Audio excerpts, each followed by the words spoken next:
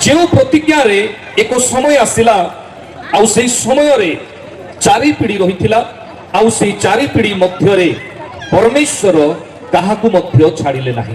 Praise the Lord. Abraham को परमेश्वर छाड़ी नाहंती, ताहांकर पुत्र इसहाक को परमेश्वर छाड़ी नाहंती, इसहाक रो पुत्र याकूब को परमेश्वर छाड़ी नाहंती, आउ याकूबकर पुत्र जोसेफ को मध्य परमेश्वर छाड़ी नाहंती। हालेलुया। आमे जदि सही प्रतिज्ञा को जदि नहीं कि आनिबा ताहेले परमेश्वर आमको केवल नुहे आमर छुआ मानकु मध्य परमेश्वर छाड़िबे नाही। हालेलुया। आउ सही प्रतिज्ञा को आज आमे खोजिबा को पड़िबो। Praise the Lord. कोन करिबा को पड़िबो? सही प्रतिज्ञा को आम जीवन रे आज खोजिबा को पड़िबो। अब्राहम को जीवन रे सही प्रतिज्ञा को अब्राहम किपरि भावरे खोजिले ध्यान दे शुणंतु। अनेक व्यक्ति ईश्वरंकर वाक्य शुणंती किंतु निजको न खोजिबा द्वारा से माने परमेश्वरंकर योजना जगह रे पहुंची पारंती नाही। हे आह्वान प्राप्त व्यक्ति माने जदि परमेश्वर आपण को प्रेम न करंती आह्वान न करंती ताहेले ए जगह रे आपण आ मु कदापि रहि न थांतु। कारण इस समय मोर मीटिंग थिला श्रीरामपुर कमिटी जेतेबेले सारनपेट टावर रो कमिटी को कथा हेले गोटे विषय मु प्रार्थना कली प्रभु मीटिंग को मु केमती कैंसिल करबी आ श्रीरामपुर थारे जीबी। प्रभु कहिले बेटा तुम श्रीरामपुर रे जाओ से जगह रे मु अपना दास मान को ठिया करबा पई चाहूची। से जगह रे मु नूतन मंडली रे विश्वासी नूतन विश्वासी मान को आनिबा पई चाहूची। अनेक युवा युवती माने शक्तिर कार्य रे आत्मा रे ईश्वरंकर वाक्य रे परिपूर्ण हेबे पुनी ईश्वरंकर वाक्य जीवंत अटे एहा से माने प्रमाणित करिवे। Praise the Lord. हालेलुया। ईश्वरंकर वाक्य अर्थात अब्राहम को जीवन रे प्रतिज्ञा को खोजिबा पाई अब्राहम सर्वप्रथमे कौन कले? प्रथम विषय समर्पण जीवन को बुझाए। कहा को बुझाए? मो सहित कहतु कहा को बुझाए? समर्पण जीवन को बुझाए। आज आमे कहि परिबा मु एतिकी दिनर ख्रिस्टियन अटे। आज आमे कहि परिबा 12 वर्ष हैला सेवा कार्य करूची, 40 वर्ष हैला सेवा कार्य करे। आज आमे कहि परिबा ना मोर नॉलेज अछि, मु बाहर को जाई सारी अछि, हमको जगह रे प्रभु मते नौछंती। किंतु से दिन जेते बेले परमेश्वरकर वाक्य उपस्थित हैला अब्राहम को जीवन रे सही वाक्य अब्राहम को कौन कहिले? अर्थात समर्पण हेबा पाई अब्राहम को परमेश्वर कौन कहिले? आदि पुस्तक 12 पर्वर 1 पद दया करी पढ़िबे।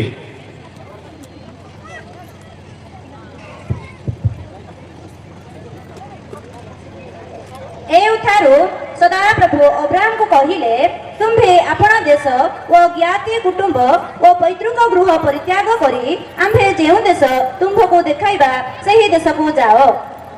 एठी परमेश्वर गोटे विषय कहंती ଆମ୍ଭେ ଯାହା କହୁଅଛୁ ତୁମ୍ଭେ ତାହା ପାଳନ କର। ହାଲେଲୁୟା। ଈଶ୍ୱରଙ୍କର ବାକ୍ୟରେ ସର୍ବପ୍ରଥମେ ଈଶ୍ୱରଙ୍କର ଆଦେଶ ରହିଥାଏ। କଣ ରହିଥାଏ? ଆଦେଶ ରହିଥାଏ। ଯେଉଁ ବ୍ୟକ୍ତି ପ୍ରଥମରେ ଈଶ୍ୱରଙ୍କ ବାକ୍ୟରେ ନିଜ ପାଇଁ ଆଦେଶ ଖୋଜିବେ, ସେହି ବ୍ୟକ୍ତି ପରମେଶ୍ୱରଙ୍କ ଠାରୁ ତାହାଙ୍କର ପ୍ରତିଜ୍ଞାକୁ ଟାଣିକି ଆଣିବେ। Hallelujah, hallelujah. ଆଜି ଅନେକ ଲୋକ ବାକ୍ୟ ପଢିବେ ଜ୍ଞାନ ପାଇଁ, ଭଲ ବିଷୟ। ଆଜି ଅନେକ ଲୋକ ବାକ୍ୟ ପଢିବେ ବୁଦ୍ଧି ପାଇଁ, ଭଲ ବିଷୟ। ଆଜି ଅନେକ ଲୋକ ବାକ୍ୟ ପଢିବେ ଜଣକୁ ଟାର୍ଗେଟ କରିବା ପାଇଁ, ଏଇଟା ମୁଁ କହିବି ନାହିଁ ଭଲ ବିଷୟ ନାଇଁ କି? କହିବି କି ଭଲ ବିଷୟ? ନାହିଁ। ଅବ୍ରାହମଙ୍କ ଜୀବନରେ ଯେଉଁ ବାକ୍ୟ ଉପସ୍ଥିତ ହେଲା ତାହା ଆଦେଶ ଥିଲା, କିନ୍ତୁ ସେହି ଆଦେଶ କଣ ଥିଲା? ତିନୋଟି ବିଷୟ ଥିଲା। କେତୋଟି ବିଷୟ? ପ୍ରଥମ ବିଷୟ କଣ? ତୁମ୍ଭେ ଆପଣା ଦେଶକୁ ପରିତ୍ୟାଗ କର। ଦ୍ୱିତୀୟ ବିଷୟ କଣ? ତୁମ୍ଭେ ଆପଣା ପିତାଙ୍କର ସମ୍ପତ୍ତିକୁ ପରିତ୍ୟାଗ କର। ତୃତୀୟ ବିଷୟ କଣ? ତୁମ୍ଭେ ତୁମ୍ଭ ପିତାଙ୍କର କୁଟୁମ୍ବକୁ ଗୃହକୁ ପରିତ୍ୟାଗ କର। ହାଲେଲୁୟା। ଈଶ୍ୱରଙ୍କର ବାକ୍ୟ ଜାଣିବାର ଅର୍ଥ ହେଲା ସର୍ବପ୍ରଥମେ ଈଶ୍ୱରଙ୍କର ଆଦେଶକୁ ଖୋଜିବା। ଆଉ ଯେତେବେଳେ ଆମେ ସର୍ବପ୍ରଥମେ ଈଶ୍ୱରଙ୍କର ଆଦେଶକୁ ଆମେ ଖୋଜିବା, ସେତେବେଳେ ଆମେ ସମର୍ପଣ ଜୀବନ ପାଇପାରିବା। ପ୍ରେଜ୍ ଦ ଲର୍ଡ। ଯଦି ଆପଣଙ୍କର ଦୁର୍ବଳତାକୁ ଆପଣ ପରିତ୍ୟାଗ କରିପାରୁନାହାନ୍ତି, ଯଦି ଆପଣଙ୍କର ପାପକୁ ଆପଣ ଛାଡ଼ି ପାରୁନାହାନ୍ତି, ଯଦି ଆପଣଙ୍କ ଠାରେ କିଛି ଲୋଭ ରହିଅଛି, ଯଦି ଆପଣଙ୍କ ଠାରେ କିଛି ଲାଳସା ରହିଅଛି, ତାହେଲେ ଆପଣ ପରମେଶ୍ୱରଙ୍କର ବାକ୍ୟକୁ ଆପଣ ପାଳନ କରୁନାହାନ୍ତି। ଦିନକର କଥା, ପ୍ରଭୁ ଯୀଶୁଙ୍କ ପଛରେ ଜଣେ କହନ୍ତି, ପ୍ରଭୁ ମୁଁ ତମର ଅନୁଗମନ କରିବା ପାଇଁ ଇଚ୍ଛା କରୁଛି। Hallelujah, hallelujah. ପ୍ରଭୁ କହିଲେ, ତୁମେ ଯଦି ପ୍ରକୃତରେ କୃଷ ବହିବ ଆଉ ମୋହର ଅନୁଗମନ କରିବ, ତାହେଲେ ତୁମେ ନିଜକୁ ସର୍ବପ୍ରଥମେ ଅସ୍ୱୀକାର କର। ପ୍ରେଜ୍ ଦ ଲର୍ଡ, ହାଲେଲୁୟା।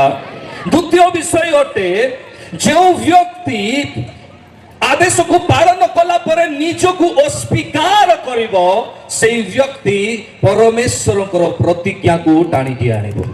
Hallelujah, hallelujah. ଏ ଜାଗାରେ ଅବ୍ରାହମ ଗୋଟେ ଦେଶକୁ ଛାଡ଼ିଦେଲେ। କଣ କଲେ? ଗୋଟେ ଦେଶକୁ ଛାଡ଼ିଦେଲେ। ଆମେ ଦୁଇ ଖଣ୍ଡ ଜାଗା ଛାଡ଼ିବାକୁ ଆମକୁ କଷ୍ଟ, ଆଉ ଆମେ କହିବା ଆମେ ଖ୍ରୀଷ୍ଟ ବିଶ୍ୱାସୀ। ଦାନ ବୁଲାଇଲା ବେଳକୁ ମୁଣାରେ ଖୋଜି ବୋଲୁଥିବା ଛୋଟ ଜାଗାରେ ପୋଡ଼ ପଳେଇ ଆସିବ ନାହିଁ ତ ଆମେ କହିବା ଆମେ ଖ୍ରୀଷ୍ଟ ବିଶ୍ୱାସୀ। କେତେ ଜଣ ଅଛନ୍ତି ପୋଡ଼ଟା ପକେଇକି ଚିହ୍ନଟା କାଢିଦେବେ, ଗୋଟେ ଦେଇକି ନାଇଁ କି? 100 ଯଦି ଦେଲେ 90 କାଢି ଦିଅ, ଆମେ କହିବା ଆମେ ଖ୍ରୀଷ୍ଟ ବିଶ୍ୱାସୀ। ଆଉ ପ୍ରଭୁଙ୍କୁ କହିବା, ହେ ପ୍ରଭୁ ତମେ ମୋର କଥା କାହିଁକି ଶୁଣୁନାହ? କାହିଁକି ମୋ ଜୀବନରେ ହିଁ କଷ୍ଟ ଅଛି, ମୋ ଜୀବନରେ ହିଁ ବାଧା ଅଛି। ଆପଣ ଶୁଣୁଛନ୍ତି କି ନାହିଁ? ହାଲେଲୁୟା। ଅବ୍ରାହମ ସେଦିନ ଶୁଣିଲେ। ପ୍ରେଜ୍ ଦ ଲର୍ଡ। ଆଉ କଣ କଲେ? ଦେଶକୁ ଛାଡ଼ିଦେଲେ, ପିତାଙ୍କର ସମ୍ପତ୍ତିକୁ ଛାଡ଼ିଦେଲେ। ହାଲେଲୁୟା। ତାଙ୍କର ଘର ଦ୍ୱାର ସବୁ ଛାଡ଼ିଦେଲେ। ଛାଡ଼ି ଦେଇକି ଯେତେବେଳେ ଅବ୍ରାହମ ଯେତେବେଳେ ଯାଉଛନ୍ତି ଗୋଟେ ଦେଶରେ ପହଞ୍ଚିଲେ, ସେତେବେଳେ ଆଦି ପୁସ୍ତକ 12 ପର୍ବର 7 ଆଉ 8 ଶୀଘ୍ର ଅନନ୍ତର ସଦାପ୍ରଭୁ ଅବ୍ରାହମକୁ ଦର୍ଶନ ଦେଇ କହିଲେ, ଅବ୍ରାହମକୁ ଦର୍ଶନ ଦେଇକି କହିଲେ, ଆମ୍ଭେ ତୁମ୍ଭ ବଂଶକୁ ଏହି ଦେଶ ଦେବା। କଣ କରିବା? ଆମ୍ଭେ ତୁମ୍ଭର ବଂଶକୁ ଏହି ଦେଶ ଦେବା। ହାଲେଲୁୟା। ଏ ନିମନ୍ତେ ଅବ୍ରାହମ କାହାକୁ ପରମେଶ୍ୱର ଦର୍ଶନ ଦେଲେ? କୁହନ୍ତୁ। ଅବ୍ରାହମକୁ ପରମେଶ୍ୱର ଦର୍ଶନ ଦେଲେ। କେତେବେଳେ ଦର୍ଶନ ଦେଲେ? କେତେବେଳେ ଦେଲେ? କେତେବେଳେ ଦେଲେ? ତିନୋଟି ବିଷୟକୁ ପରିତ୍ୟାଗ କଲା ପରେ ଦେଲେ। ଆମେ ଯେତେବେଳେ ଯାଏ ନିଜକୁ ଅସ୍ୱୀକାର କରିବା ନାହିଁ, ସେତେବେଳେ ଯାଏ ଆମେ ପ୍ରତିଜ୍ଞାକୁ ଟାଣିକି ଆଣିପାରିବା ନାହିଁ। ଆମେ ଯେତେବେଳେ ଯାଏ ନିଜକୁ ଅସ୍ୱୀକାର କରିବା ନାହିଁ, ସେତେବେଳେ ଯାଏ ଆମେ ଯୀଶୁଙ୍କର କ୍ରୁଶକୁ, ମୋ ପ୍ରିୟ ଲୋକମାନେ, ଆମ ନିଜର କ୍ରୁଶକୁ ଆମେ ବୋହିକି ଆମେ ଚାଲିପାରିବା ନାହିଁ। Hallelujah, hallelujah. ଦର୍ଶନ ଦେଖିବା ପାଇଁ, ତାର ଅର୍ଥ କେଉଁ ପ୍ରକାର ଦର୍ଶନ? ଆଶୀର୍ବାଦର ଦର୍ଶନକୁ ଦେଖିବା ପାଇଁ ସର୍ବପ୍ରଥମେ ସମର୍ପଣ ଜୀବନ କାଟିବାକୁ ପଡିବ। Hallelujah, hallelujah. ଯେତେବେଳେ ଆଶୀର୍ବାଦକୁ ଘୋଷଣା କରାଗଲା, ସେ ସମୟରେ ଅବ୍ରାହମଙ୍କ ପାଇଁ ପ୍ରଭୁ କହିନାହାନ୍ତି। କାହା ପାଇଁ କହିଲେ?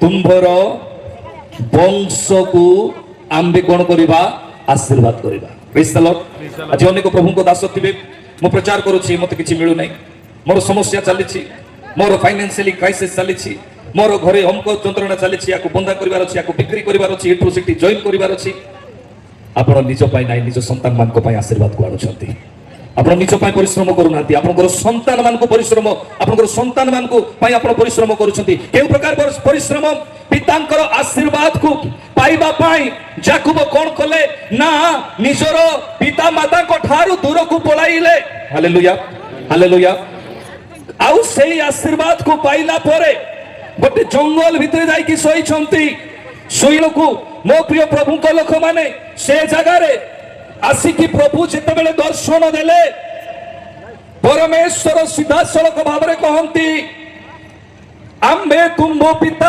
अब्राहम रो परमेश्वर हालेलुया आम्बे तुमो पिता इसहाक कर परमेश्वर हालेलुया ए नाम को परमेश्वर देले नूतन नियम रे धनी व्यक्ति नरकर यंत्रणा रे कलबल हेउथिला किंतु ताहार नाम नाही किंतु जे दरिद्र व्यक्ति लाजार थिले ताकर नाम थिला प्रेज द लॉर्ड प्रतिज्ञा जेते बेले जाय हमें छोड़ाई आनिबा नाही सेते बेले जाय प्रभु नाम बा परिचय देबे नाही आउ जेते बेले से नाम देले सही नाम आजिर वाक्य आरंभ होई अछि जा अब्राहम दाऊदंक ठारू जाकुब को परमेश्वर कथा कहती आम्बे तुमो पिता अब्राहम रो परमेश्वर हालेलुया हालेलुया आउ जाकुब कहउछंती मते खाली खाइबा को जदी दबो पिंदिबा को दबो ताहेले मु 10 मांस आनी की देई देबी जाकुब को प्रभु कहले मु तते खाइबा को पिंदिबा को खाली देउ नाही तू आजिरु जाकुब होई की रहिबो नाही आजिरु तू इस्राएल होई की रहिबो प्रेज द लॉर्ड जेउ देश को अब्राहम परित्याग करिथिले परमेश्वर ताको संतान जाकुब को गोटे देश फेराई देले जाकुब को जणा नाही कि मु कपड़ा मागुची जाकुब को जणा नाही कि मु खाद्य मागुची जाकुब को परमेश्वर जाकुब गठन हेबा पूर्वरु जाकुब को कहिले आ इस्राएल को गठन कले आ जेते बेले इस्राएल रे पहुंचीबा पूर्वरु जीवसु को कहा गला तमे 12टा पत्थर तमे नै कि जीव कोन पई जाकुबर गोष्ठी मने रखिबा दरकार जे मु से मानो को प्रतिज्ञा करिथिली हालेलुया हालेलुया हालेलुया हालेलुया आज हमें किछि नोट पई चिंता करूतिबा नै कि प्रभु फैक्ट्री देबा पई रेडी होछथि हालेलुया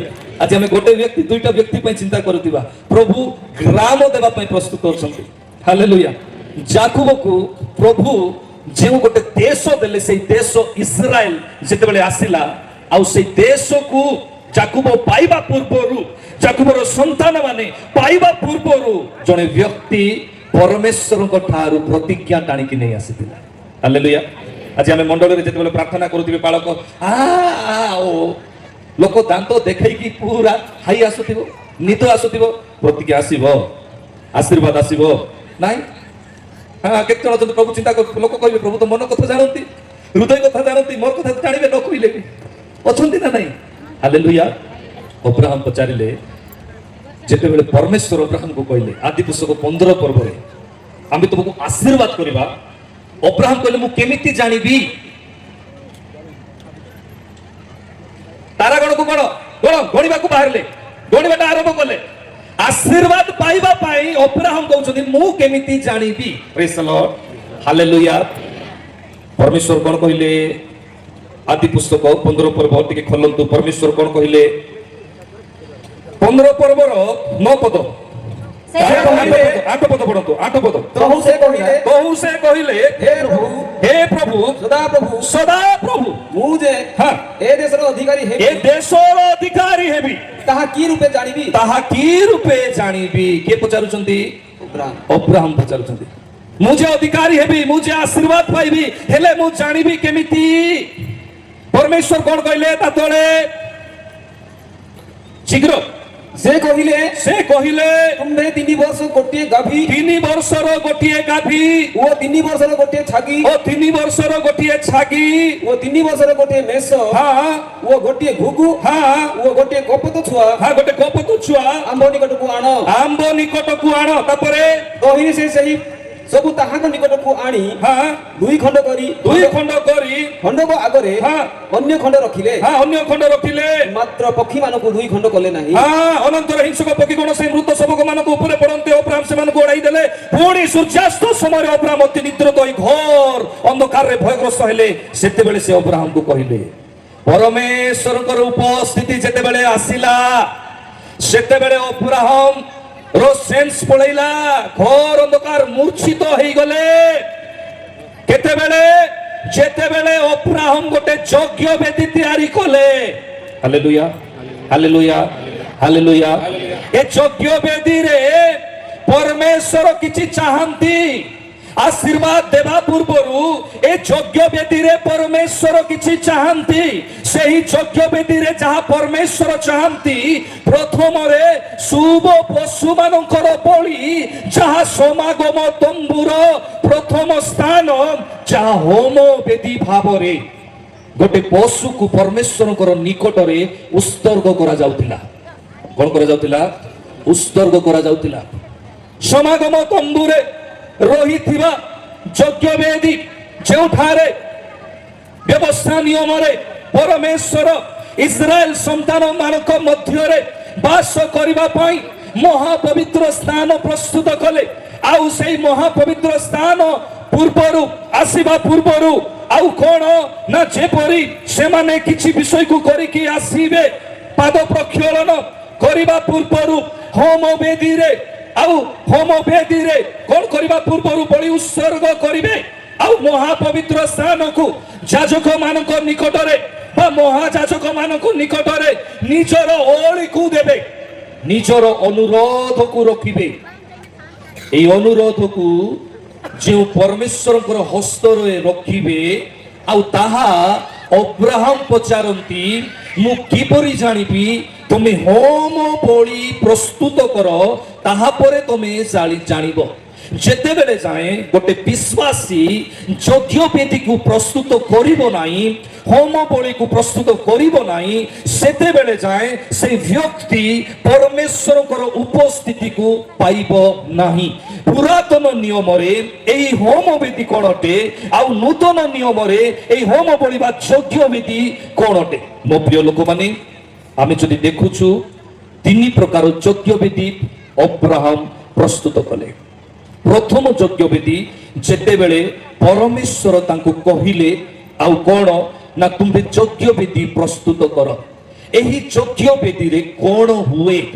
एही यज्ञ वेदी रे अब्राहम कर जो प्रार्थनार आशीर्वाद अब्राहम जो अधिकार हेबे से अधिकार ए देश पाई ए देश पाई मु केमिति अधिकार हे पारिबी जानि पारिबी से अधिकारी हेबा निमंते से कोन करूछंती गोटे यज्ञ वेदी प्रस्तुत करूछंती। द्वितीय यज्ञ वेदी आ कोन आदि पुस्तक तार 13 पर्व रे जदि आपण देखिबे 16 17 18 एठी से गोटे यज्ञ वेदी को तयारी करूछंती। केउ समय रे अब्राहम को ठारू लोट जेते बेले पृथक हेले तांकर कोली थिला तांकर दासु मानक मध्य रे संपत्ति को नहीं गरु मेना मिसो को नहीं जेते बेले कोली उत्पन्न हैला सेते बेले अब्राहम लोट को कहिले तुमे पूर्व रे जाओ नहिले मु पश्चिम रे जीवी, तुमे उत्तर रे जाओ नहिले मु दक्षिण रे जीवी। सब विषय को तांको हस्त रे देला परे जेते बेले से आउ गोटे गछर मूल रे बसी थिले आउ ताहा कोन 13 पर्वर 14 पद अनंतर अब्राहम को ठारू लोट पृथक हेला उतारे सदाप्रभु अब्राहम को कहिले एबे तुमे जेउ ठारे अछो सेही ठारू अनाई उत्तर दक्षिण पूर्व और पश्चिम को दृष्टिपात कर। तुमे जो पटे बिछिबो मु तम सहित अछि। हालेलुया। उत्तर को गले उत्तर रे अछि, दक्षिण को गले दक्षिण रे अछि। से समय रे अब्राहम कोन कले ना 18 पदरे सेते बेले अब्राहम तंबू तली हिब्रोन निकटस्थ मम्रेर अलन वृक्ष मूले जाई वास कले। पुनी सेठारे सदा प्रभु को उद्देश्य रे गोटी यज्ञ वेदी को से निर्माण कले। Praise the Lord. केते बेले जेते बेले ताको परिवार रे समस्या थिला ଆମେ କହିବା ମୋ ବାପା ମୋର ସାଥ ଦଉନାହିଁ, ମୋ ମା ମୋର ସାଥ ଦଉନାହିଁ, ମୁଁ ଆଉ ମଣ୍ଡଳୀକୁ ଯିବି ନାହିଁ, ମୁଁ ଆଉ ପ୍ରାର୍ଥନା କରିବି ନାହିଁ, ମୋ ପରିବାର କେହି ପଚାରୁନାହାନ୍ତି, ମୋର ସମାଜ ମୋତେ ପଚାରୁନାହାନ୍ତି। ସେତେବେଳେ ଅବ୍ରାହମ ଗୋଟେ ଯଜ୍ଞ ବିଧି ପ୍ରସ୍ତୁତ କଲେ ଆଉ ପରମେଶ୍ୱରଙ୍କର ଉଦ୍ଦେଶ୍ୟରେ ସେଇ ହୋମ ବଳି ଦେଲେ। ତୃତୀୟ ଯଜ୍ଞ ବେଦୀ ଯେଉଁ ବଂଶ ପାଇବା ପାଇଁ ସଦା ପ୍ରଭୁ ତାଙ୍କୁ ଇସାକକୁ ଦେଲେ ଆଉ ସେଇ ଇସାକ ପାଇଁ ତୃତୀୟ ଯଜ୍ଞ ବିଧି ପ୍ରସ୍ତୁତ କରାଗଲା। ଆଦି ପୁସ୍ତକ 22 ପର୍ବର 9 ପଦରେ ଯଦି ଆପଣ ଦେଖିବେ ଆଉ ପରମେଶ୍ୱରଙ୍କ ନିରୂପିତ ସ୍ଥାନରେ ଉପସ୍ଥିତ ହୁଅନ୍ତେ, ଅବ୍ରାମ ସେଠାରେ ଏକ ଯଜ୍ଞ ବେଦୀ ନିର୍ମାଣ କରି ତଇ ଉପରେ କାଠ ସଜାଡ଼ି ଆପଣା ପୁତ୍ର ଇସାକଙ୍କୁ ବାନ୍ଧି ବେଦୀର କାଠ ଉପରେ ଶୁଆଇଲେ। ମୋ ପ୍ରିୟ ପ୍ରଭୁଙ୍କ ଲୋକମାନେ, ଅବ୍ରାହମ ଦେଶକୁ ପରିତ୍ୟାଗ କଲେ, ଆପଣା କୁଟୁମ୍ବକୁ ପରିତ୍ୟାଗ କଲେ, ସମ୍ପତ୍ତିକୁ ପରିତ୍ୟାଗ କଲେ। ଆଉ କଣ ନା ଯେତେବେଳେ ମଧ୍ୟ ତାଙ୍କ ଜୀବନରେ ଖରାପ ପରିସ୍ଥିତି ଆସିଲା, ସେତେବେଳେ ସେ ଏହା ପ୍ରମାଣିତ କଲେ ଯେ ସେ କେବଳ ପରମେଶ୍ୱରଙ୍କର ଅଟନ୍ତି। ହାଲେଲୁୟା। ପରିଶେଷରେ ଯେଉଁ ଛୁଆ ତାଙ୍କ ପାଖରେ ଥିଲା, ସେଇ ଛୁଆକୁ ଯେତେବେଳେ ପରମେଶ୍ୱର ମାଗିଲେ, ସେତେବେଳେ ମରିଆ ପର୍ବତକୁ ଯିବା ପାଇଁ ସେ ବାହାରିଲେ। ରାସ୍ତାରେ କଷ୍ଟ ହେଲା ନାହିଁ କି, ଚିନ୍ତା ଆସିଲା ନାହିଁ କି, ଦୁଃଖ ଆସିଲା ନାହିଁ କି? ଏପରି ବ୍ୟକ୍ତି ସେ ନିଜକୁ ଅସ୍ୱୀକାର କରିସାରିଥିଲେ। ଏଥିପାଇଁ କାରଣ ସେ ପରମେଶ୍ୱରକୁ ସ୍ୱୀକାର କରିଥିଲେ। ଯେଉଁ ବ୍ୟକ୍ତି ନିଜକୁ ଅସ୍ୱୀକାର କରିବ সেই ব্যক্তি ক্রুশ বহি পারিব। যে ব্যক্তি নিজକୁ অস্বীকার করে ক্রুশ বহিব সেই ব্যক্তি যিশুଙ୍କର অনুগমন କରିପାରିବ। এই জায়গাରେ অব্রাহাম ନିଜକୁ অস্বীকার কলে, প্রভুଙ୍କୁ স্বীকার কলে। ଯେଉଁମାନେ ପ୍ରଭୁଙ୍କୁ ସ୍ୱୀକାର କରନ୍ତି ସେମାନେ ମନେ ରଖିଥାନ୍ତୁ, ଏହି ଈଶ୍ୱରଙ୍କର ବାକ୍ୟକୁ ସର୍ବପ୍ରଥମେ ନିଜ ଜୀବନରେ ଆଣନ୍ତି। ଅବ୍ରାହମକୁ ଇସାକ ପଚାରିଲେ, ବାପା କାଠ ଅଛି, ତେଲ ଅଛି, ନିଆଁ ଅଛି, ପାଣି ଅଛି, ହେଲେ ହୋମ ବଳି ପାଇଁ ମେଣ୍ଢା ନାହିଁ। ଅବ୍ରାହମ ଏ ବାକ୍ୟରେ ଖୋଜି ସାରିଥିଲେ ଆଉ ସେ କହିଲେ, ବେଟା ମେଣ୍ଢା ସଦା ପ୍ରଭୁ ଯୋଗାଇ ଦେବେ, କାରଣ ସେ ଜିହୋଭା ଜିରି ଅଟନ୍ତି। Hallelujah, hallelujah, hallelujah. ଆମ ପରମେଶ୍ୱର ଜିହୋଭା ଜିରି ଅଟନ୍ତି। ଆଉ କେବଳ ଜିହୋଭା ଜିରି ନୁହେଁ, ସେ ଜିହୋଭା ନିସି ଅଟନ୍ତି। ଆଉ କେବଳ ଜିହୋଭା ନିସି ନୁହେଁ, ସେ ଜିହୋଭା ସାଲମ ଅଟନ୍ତି। କେବଳ ଜିହୋଭା ସାଲମ ନୁହେଁ, ସେ ଜିହୋଭା ରାଫା ଅଟନ୍ତି। ଜିହୋଭା ମେଘା ଅଟନ୍ତି, ଜିହୋଭା ଆଲଫା ଅଟନ୍ତି, ଜିହୋଭା ମାକା ଆଦେଶ ଅଟନ୍ତି। ହାଲେଲୁୟା। ସେ ଏଲ୍ ଏଡୋନାଇ ପରମେଶ୍ୱର ଅଟନ୍ତି। Hallelujah, hallelujah. ଯଜ୍ଞ ବେଦୀର ପ୍ରସ୍ତୁତିକରଣ ହେଲା ପରେ ଆମ ଜୀବନରେ ଆମେ ପରମେଶ୍ୱରଙ୍କର ପ୍ରତିଜ୍ଞାକୁ ଆମେ ନେଇକି ଆସିବା। Hallelujah, hallelujah. ଏ ପ୍ରତିଜ୍ଞାକୁ ଯେତେବେଳେ ସେ ନେଇକି ଆସିଲେ, ସେତେବେଳେ ପରମେଶ୍ୱର ଯାକୋବକୁ ଛାଡ଼ିଲେ ନାହିଁ, ଯୋସେଫଙ୍କୁ ଛାଡ଼ିଲେ ନାହିଁ। କେହି ଜଣେ କାରାଗାରରେ ବାନ୍ଧିକି ରଖିଥିଲେ ଯୋସେଫକୁ, କିନ୍ତୁ ଯେତେବେଳେ ସମୟ ଆସିଲା ସେତେବେଳେ ପରମେଶ୍ୱର ଯୋସେଫଙ୍କୁ ବାହାର କଲେ। କ'ଣ ପାଇଁ? ଦର୍ଶନ ରାଜା ବୁଝି ପାରିଲେ ନାହିଁ। ପ୍ରେଜ୍ ଦ ଲର୍ଡ। ଆଉ ଯୋସେଫ ଖାଲି ଦର୍ଶନକୁ ବୁଝି ନାହାନ୍ତି, ଦର୍ଶନକୁ ବୁଝିବା ସହିତ ମରୁଭୂମି ସଦୃଶ୍ୟ, ଭୂମିକମ୍ପ ସଦୃଶ୍ୟ, ଅକାଳ ସଦୃଶ୍ୟ ଘଟିଥିବା ମହାମାରୀ ଯାହା ଅନେକ ଦେଶକୁ ଦରିଦ୍ର କରିଦେଲା, ଆଉ ସେହି ସମୟରେ ସେ ନିଜର ଦେଶକୁ ଧନୀ ରାଷ୍ଟ୍ର ଭାବରେ ଗଠନ କଲେ। ପ୍ରେଜ୍ ଦ ଲର୍ଡ।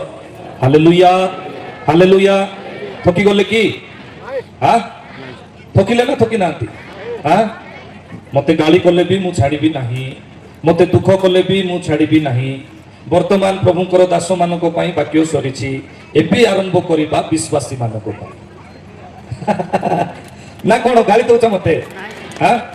ଗାଳି ନାହିଁ ତ? ଅଶୋକ ଭାଇ କ'ଣ ଖବର? ଭଲ ଅଛନ୍ତି? ହାଲେଲୁୟା। ଯେତେ ୟୁଟ୍ୟୁବର ମାନେ ଆସିଛନ୍ତି ମୁଁ ସମସ୍ତଙ୍କୁ ସାରନ ପ୍ରେଟ ଟାୱାର ଥ୍ରୋରୁ ଧନ୍ୟବାଦ ଦଉଛି। ପ୍ରେଜ୍ ଦ ଲର୍ଡ। ହାଲେଲୁୟା। ମୁଁ ଏ ଗ୍ରାଉଣ୍ଡ ପାଇଁ ସେତେବେଳେ ପ୍ରାର୍ଥନା କରିପାରିଲି ଯେତେବେଳେ ଭାଇଙ୍କର ଭିଡ଼ିଓ ଦେଖିଲି ମୁଁ ଆପଣଙ୍କର। ହାଲେଲୁୟା। ହେଇପାରେ ଅଳ୍ପ ଲୋକ ଆପଣଙ୍କର ଭିଡ଼ିଓ ଦେଖିଛନ୍ତି, ସେଥିମଧ୍ୟରେ ମୁଁ ଜଣେ। ଆପଣଙ୍କର ୟୁଟ୍ୟୁବର ନାଁ କ'ଣ? ଅଶୋକ ଏକେ। ଅଶୋକ ଏକେ। ଅଶୋକ ଅଫିସିଆଲ ଏକେ। ଅଶୋକ ଏକେ। ଅଶୋକ A18 ନା କ'ଣ ତାଙ୍କର ଚ୍ୟାନେଲକୁ ସମସ୍ତେ ସବସ୍କ୍ରାଇବ କରନ୍ତୁ। ଯେତେ ଜଣ ଓଡ଼ିଶାରେ ଶୁଣୁଛନ୍ତି ସବସ୍କ୍ରାଇବ କରନ୍ତୁ ପ୍ରେଜ୍ ଦ ଲର୍ଡ ସେ ପରିଶ୍ରମ କରୁଛନ୍ତି କେଡ଼େ ଦୂରରୁ ଅନେକ ୟୁଟ୍ୟୁବର ଭାଇମାନେ ଆସୁଛନ୍ତି ମୁଁ ସମସ୍ତଙ୍କୁ ଭେଟ କରିବି ନହେଲେ ସମସ୍ତେ ଦୁଃଖ କରିବେ ଅଶୋକର ନାଁ ନେଇଗଲେ ମୋର ନାଁ ନେଇନାହାନ୍ତି ହାଲେଲୁୟା ତ ବର୍ତ୍ତମାନ ଆମେ ବିଶ୍ୱାସୀ ମାନଙ୍କ ପାଇଁ ଆମେ ଈଶ୍ୱରଙ୍କ ବାକ୍ୟ ଶୁଣିବା ନା ଥକି ଗଲେ ନା ଖାଇଲା ପରେ ଶୁଣିବା ଦୁଇ ତିନି ଜଣ ଖାଲି ହା ହା ହା ହା ହଉଛନ୍ତି ବାକି ଜଣ କିଛି କହୁନାହାନ୍ତି କଣ କହିବ ନା ନାହିଁ ମା ମାନେ କୁହନ୍ତୁ ସେପଟେ ସେପଟେ ଶୁଣିବେ ଏତେ ଶବ୍ଦ ହଉନାହିଁ ଏପଟେ ହଁ ଏପଟେ ଟିକେ ବେଶୀ ହଉଛନ୍ତି ଏଥର ଏପଟେ ବାଃ କିଏ ଚାଲି ପାରୁନାହାନ୍ତି ହାତ ଉଠାନ୍ତୁ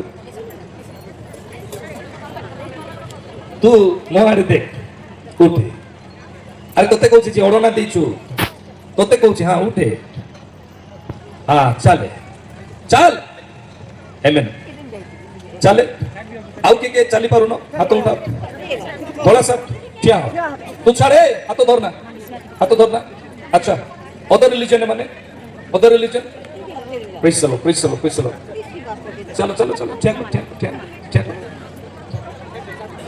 प्रेज द लॉर्ड आमेन चा धीरे धीरे मुछुई नहीं धीरे हां प्रेज द लॉर्ड पकड़े से धरी कान आमेन हां जाओ एबे उठाई उची हाथ जाओ से हाथ उठाओ जोटा बोका আছে यस मोर प्रभु कोड मो प्रभु चाहिले मु भलो आमेन हालेलुया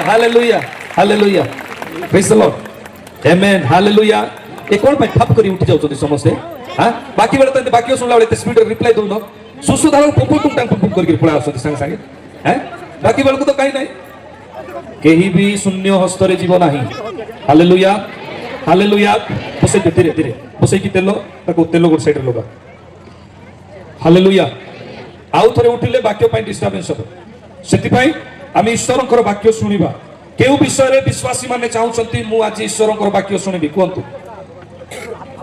केउ विषय रे सुनिबा पई चाहुचंती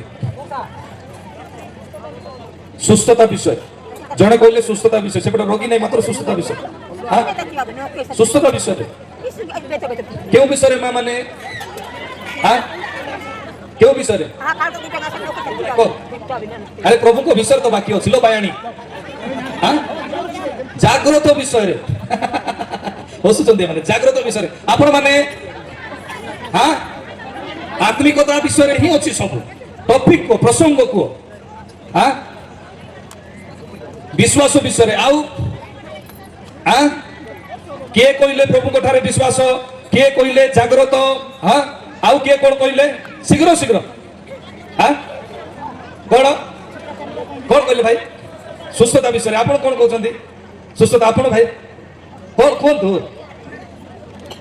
मन परिवर्तन विषय आपण हां विश्वास मन परिवर्तन बा शक्ति पड़े आसी मते पूरा पावरफुली कहउछंती पछाडरो कोन कौन कहूँ माँ सुबह जाऊ मत सुस्थता अच्छा जो मैंने जागृत कहले से माने जिसाय पुस्तक खोलतु तार 60 पर्वर 1 टिके पढ़ो 1 2 60 दियंतु मोबाइल उठ दीप्तिमती हो कारण तुमर दीप्ति उपस्थित ओ सदा प्रभु प्रताप तुम ऊपर उदित होय अछि हां जागृत जति हेबार अछि ताले दीप्तिमती हेबाकू पड़िबो प्रेज द लॉर्ड हालेलुया जो माने सुस्थता विषय कहले से मानको पई मार्क पुस्तक 5 पर्वर 22 पद शीघ्र मार्क पुस्तक 5 पर्वर 26 रु 28 पद सेते बळे समाज गृहर अध्यक्ष मधुरु जाइरस नामक जने व्यक्ति आसी ताहाको देखि ताहाको चरण तळे पडिले चरण तळे पडिले का चरण तळे प्रभु जीशुଙ୍କ चरण तळे पडी कोन कले पुणी बहुत विनती करी कहिले बारंबार प्रार्थना करी कहबाकू लागिले मोर कन्याटी मृत्यु पायो मोर कन्याटी मृत्यु प्राय से जेपरि रक्षा पाई बंचिबो से जेपरि रक्षा पाई बंचिबो एथि पाई आपण आसी ताहा ऊपर हस्त थोइबा होंतु हस्त थोइबा होंतु जे माने विश्वास विषय कहले से माने कहलंतु एवरी पुस्तक तार 11 पर्वर 6 पद रु शीघ्र पानी टिके दियंतु एवरी पुस्तक 11 पर्वर 6 पद आ विश्वास बिना ताहाको संतोष पात्र हेबा असंभव कारण ईश्वर जे अछंती आ से जे ताहाको अन्वेषणकारी मानकर पुरस्कार दाता संतोष जनक हेबा असंभव कार बिना विश्वास बिना हां तापरे एह ଏହା ତାହାଙ୍କ ଛାମକୁ ଆସିବା ଲୋକର ବିଶ୍ୱାସ କରିବା ଆବଶ୍ୟକ। ହଁ କେମିତି ବିଶ୍ୱାସ କରିବାର ଅଛି ତା ତଳେ ତଳେ ପଡ ବିଶ୍ୱାସ ଦ୍ୱାରା ହଁ ବିଶ୍ୱାସ ଦ୍ୱାରା ନହ ସେ ସମୟ ପର୍ଯ୍ୟନ୍ତ ଅପ୍ରକାଶିତ ବିଷୟ ହଁ। ସମ୍ବନ୍ଧରେ ପ୍ରତ୍ୟାଦେଶ ପାଇଁ ହଁ। ଭକ୍ତି ସହକାରେ ଆପଣା ହଁ। ପରିବାରର ରକ୍ଷା ନିମନ୍ତେ ହଁ। ଗୋଟିଏ ଜାହାଜ ନିର୍ମାଣ କଲେ। କେତେବେଳେ ଜାହାଜ ନିର୍ମାଣ କଲେ ବର୍ଷା ହେଉନଥିଲା କେମିତି ବିଶ୍ୱାସୀ ହେଲାରୁ ସେ ଜାହାଜ ତିଆରି କାମ କଲେ ଆଉ ବିଶ୍ୱାସୀ ଯଦି ଆମେ ଅଛୁ ନହଙ୍କ ଜୀବନରେ ଆମେ କଣ ଦେଖୁଛୁ ପରିଶ୍ରମ କୁହନ୍ତୁ କଣ ଦେଖୁଛୁ ପରିଶ୍ରମ ହଁ ଦ୍ୱିତୀୟ ବିଷୟ ତା ତଳେ ବିଶ୍ୱାସ ଦ୍ୱାରା ହଁ ବିଶ୍ୱାସ ଦ୍ୱାରା ଅବ୍ରାହମଙ୍କ ଆହ୍ୱାନ ହଁ। ପ୍ରାପ୍ତ ହୁଅନ୍ତେ ହଁ। ଯେଉଁ ଦେଶ ସେ ଅଧିକାର ସ୍ୱରୂପେ ହଁ। ପାଇବାକୁ ଯାଉଥିଲେ ଆଜ୍ଞାବହ ହୋଇ ସେଠାକୁ ବାହାରି ଗଲେ। ହଁ ସବୁ ବିଷୟକୁ ଛାଡ଼ିଲେ ଆଉ ପ୍ରଭୁଙ୍କ ଠାରେ ବିଶ୍ୱାସ କଲେ ଆଉ ଯେଉଁଠାରେ ପ୍ରଭୁ କହିଲେ ସେ ଜାଗାକୁ ପଳେଇଲେ ତାପରେ ପୁଣି ସେ କେଉଁଠାକୁ ଯାଉଅଛନ୍ତି ହଁ। ତାହା ନ ଜାଣି ତାହା ନ ଜାଣି ସୁଧା ବାହାରି ଗଲେ। ସୁଧା ବାହାରି ଗଲେ ହଁ ତାପରେ ବିଶ୍ୱାସ ଦ୍ୱାରା ସେ ବିଦେଶୀ ସ୍ୱରୂପେ ହଁ। ପ୍ରତିଜ୍ଞାତ ଦେଶରେ ପ୍ରବାସୀ ହୋଇ ହଁ। ପ୍ରତିଜ୍ଞାର ସହାଧିକାରୀ ହଁ। ଇସାହାକ ଓ ଯାକୁବଙ୍କ ହଁ। ସହିତ ତମ୍ବୁରେ ବାସ କଲେ। ହଁ ସେଇଠି ଯାଇକି ବାସ କଲେ ତାପରେ କାରଣ ଯେଉଁ ନଗର ହଁ। ଭିତ୍ତିମୂଳ ବିଶିଷ୍ଟ ହଁ। ପୁଣି ଯାହାର ଶିଳ୍ପୀ ଓ ନିର୍ମାତା ସ୍ୱୟଂ ଈଶ୍ୱର ସେ ତହିଁର ଅପେକ୍ଷାରେ ଥିଲେ। ହଁ ପ୍ରେଜ୍ ଦ ଲର୍ଡ ହାଲେଲୁୟା ହାଲେଲୁୟା। ଏବେ ଯିବା ଆମେ ଟପିକ କୁ ପ୍ରେଜ୍ ଦ ଲର୍ଡ ହାଲେଲୁୟା ହାଲେଲୁୟା। ଏ ଜାଗାରେ ଯୁବା ବି ଅଛନ୍ତି କି ନାହିଁ କୋଉ ଟପିକ କୁ ଯିବା ଆମେ ମନ ପରିବର୍ତ୍ତନର ଟପିକ କୁ ଏ ଜାଗାରେ ନେତା ବି ଅଛନ୍ତି କି ନାହିଁ ଏ ଜାଗାରେ ପ୍ରଭୁଙ୍କର ଦାସ ମାନେ ବି ଅଛନ୍ତି କି ନାହିଁ ଏ ଜାଗାରେ ସମାଜ ବି ଅଛି କି ନାହିଁ ଅଛି ନା ନାହିଁ କୁହନ୍ତୁ ଅଛି ନା ନାହିଁ ଅଛନ୍ତି ତ ଆଜିର ବାକ୍ୟ ଆମେ ଶୁଣିବା ଗୋଟେ ସମାଜ ପାଇଁ ଆଜିର ବାକ୍ୟ ଆମେ ଶୁଣିବା ଗୋଟେ ଆହ୍ୱାନ କର୍ତ୍ତା ନେତା ବା ପ୍ରଭୁଙ୍କର ଦାସ ମାନଙ୍କ ପାଇଁ ଆଜିର ବାକ୍ୟ ଆମେ ଶୁଣିବା ଗୋଟେ ଯୁବା ବା ଯୁବତୀ ପାଇଁ ଆଉ ଆଜିର ବାକ୍ୟ ଆମେ ଶୁଣିବା ମୋ ପ୍ରିୟ ଲୋକମାନେ କରଗ୍ରାହୀ ସଦୃଶ୍ୟ ରହିଥିବା ଧନୀ ବ୍ୟକ୍ତି ମାନଙ୍କ ପାଇଁ ଏ ଚାରି ପ୍ରକାର ବାକ୍ୟ ଆମେ ଶୁଣିବା ଆଉ ଏ ଚାରି ପ୍ରକାର ବାକ୍ୟରୁ ଆରମ୍ଭ କରିବା ପାଇଁ ଚାହୁଁଛି ଦିନେ ଗୋଟେ ସମାଜ ଗୋଟେ ଗୋଷ୍ଠୀ ପରିବର୍ତ୍ତନ ହେଲା ତାହା କୋଉଠି ଜୁନସ୍ ଚାପ୍ଟରରେ ପ୍ରେଜ୍ ଦ ଲର୍ଡ ହାଲେଲୁୟା ଜୁନସ୍କୁ ପ୍ରଭୁ ଆଜ୍ଞା ଦେଲେ ଆଉ କହିଲେ ତୁମେ କେଉଁ ନଗରକୁ ଯାଅ ଶୀଘ୍ର ଭୁଲି ଯାଇଛନ୍ତି ନିନିବ ନଗରକୁ ହଁ ନିବିନି ନଗରକୁ ତୁମେ ଯାଅ ହଁ ତାପରେ ଜୁନସ୍ ଚାପ୍ଟର କାଢି ନାହାନ୍ତି ସେ ତ ଭାଇ ହଁ ନିବିନି ନଗରକୁ ତୁମେ ଯାଅ ପୁଣି ଆମ୍ଭେ ଯୋଉ ବିଷୟ ତୁମକୁ କଥା କହିବା ତାହା ତୁମେ ସେ ଜାଗାରେ କଣ କର କୁହ କାରଣ ସମସ୍ତେ କଣ ହେବେ ନଷ୍ଟ ହେଇଯିବେ ଆଉ ଏଇ ଜାଗାକୁ ପରମେଶ୍ୱର ଉଚ୍ଛିନ୍ନ କରିବା ପାଇଁ ଚାହୁଁଛନ୍ତି ହାଲେଲୁୟା ବାକ୍ୟର ରେଫରେନ୍ସ କୁ ଯିବି ବୋଲେ କାଲି ଆଜି 7ଟା 8ଟା ହେଇଯିବ ବୁଝିପାରୁଛନ୍ତି କି ନାହିଁ ବାକ୍ୟର ରେଫରେନ୍ସ କୁ ଯାଉ ନାହିଁ ଗୋଟେ ଭବିଷ୍ୟତ ବକ୍ତାଙ୍କୁ ପ୍ରଭୁ ଯେତେବେଳେ ଡାକିଲେ ସେଇ ଭବିଷ୍ୟତ ବକ୍ତାଙ୍କ ମାଧ୍ୟମରେ ପ୍ରଭୁ କଥା କହିଲେ କା ମାଧ୍ୟମରେ ଗୋଟେ ଭବିଷ୍ୟତ ବକ୍ତା ମାଧ୍ୟମରେ ସେଇ ନଗର ସେତେବେଳେ ଉଦ୍ଧାର ପାଇଲା ଯେତେବେଳେ ଜୁନସ୍ କଣ କଲେ ପ୍ରଭୁଙ୍କର ଆଜ୍ଞା ପାଳନ କଲେ ହାଲେଲୁୟା ହାଲେଲୁୟା ପ୍ରଭୁଙ୍କର ଆଜ୍ଞାକୁ ପାଳନ କରିବା ପୂର୍ବରୁ କଣ କଲେ ଆଉ ଗୋଟେ ନଗରକୁ ଯିବା ପାଇଁ ବାହାରିଲେ ଗଲା ବେଳକୁ କଣ ହେଲା ନା ସମୁଦ୍ର ଭିତରେ ତାଙ୍କୁ ଫୋପାଡ଼ି ଦିଆଗଲା ତାର ଷ୍ଟୋରି ବହୁତ ସୁନ୍ଦର ଭାବରେ ଆପଣ ମାନେ ଜାଣିଛନ୍ତି ଫୋପାଡ଼ିଲା ବେଳକୁ ସେ ଯୋଉ ଯନ୍ତ୍ରଣାରେ ଥିଲା ସେଇ ଯନ୍ତ୍ରଣା ହଉଛି ଆପଣ ଆଉ ମୋର ମାନ୍ୟତା ଆମ ଜୀବନରେ ଆହ୍ୱାନ ପାଇଲା ପରେ ଆମେ ଯଦି ଅମାନ୍ୟତା ଦେଖାଉଛୁ ଡିସିପ୍ଲିନ ବା ଆଜ୍ଞାକାରିତା ହଉନୁ ତାହେଲେ ଆମ ଜୀବନରେ କଷ୍ଟ ଆସିବ ଯନ୍ତ୍ରଣା ଆସିବ ମୋ ପ୍ରିୟ ଲୋକମାନେ ଯେତେବେଳେ ଏ ବ୍ୟକ୍ତି 3 ଦିନ ଭୋକରେ ରହିଲେ ସେତେବେଳେ ବାସୁମତୀ ଚାଉଳର ଭ୍ୟାଲ୍ୟୁ କଣ ଜଣା ପଡିଲା ସତ ନା ନାହିଁ ଚାଉଳର ଭ୍ୟାଲ୍ୟୁ ଜଣା ପଡିଲା ତରକାରୀର ଭ୍ୟାଲ୍ୟୁ ଜଣା ପଡିଲା ଆଉ କଣ କରିବ ମାଛର ପେଟ ଭିତରେ ଅଛି କିଏ ଦେଖା ଯାଉ ନାହାନ୍ତି କିଛି ରାସ୍ତା ଯଦି ଦେଖାଯିବ ନାହିଁ ମେଡିକାଲ ଯଦି କହିଦେବ ଆପ ତ ଖୁଦା କେ ହାତ ମେ ହେ ବର୍ତ୍ତମାନ ପ୍ରଭୁ ହାତରେ ଅଛି କହିଲା ପରେ ସେ ଲୋକ ଆସିକି ପ୍ରଭୁଙ୍କ ହସ୍ତରେ ସମର୍ପିତ ପ୍ରଭୁ ଏଥର କଣ ଚାହୁଁଛ ଯାଅ ତୁମେ ସେ ନଗରକୁ ପ୍ରେଜ୍ ଦ ଲର୍ଡ ସେ ନଗରକୁ ଗଲା ପରେ ଯେତେବେଳେ ନଗରର ଲୋକମାନେ ଉଦ୍ଧାର ପାଇବା ପାଇଁ ପ୍ରଥମରେ କଣ କଲେ ଉପବାସ ଘୋଷଣା କଲେ। ପରମେଶ୍ୱରଙ୍କର ଆଦେଶକୁ ପାଳନ କଲେ ହାଲେଲୁୟା କୁହନ୍ତୁ ମୁଁ ଆଜିରୁ ପାଳନ କରିବି କୁହନ୍ତୁ ମୁଁ ଆଜିରୁ ପାଳନ କରିବି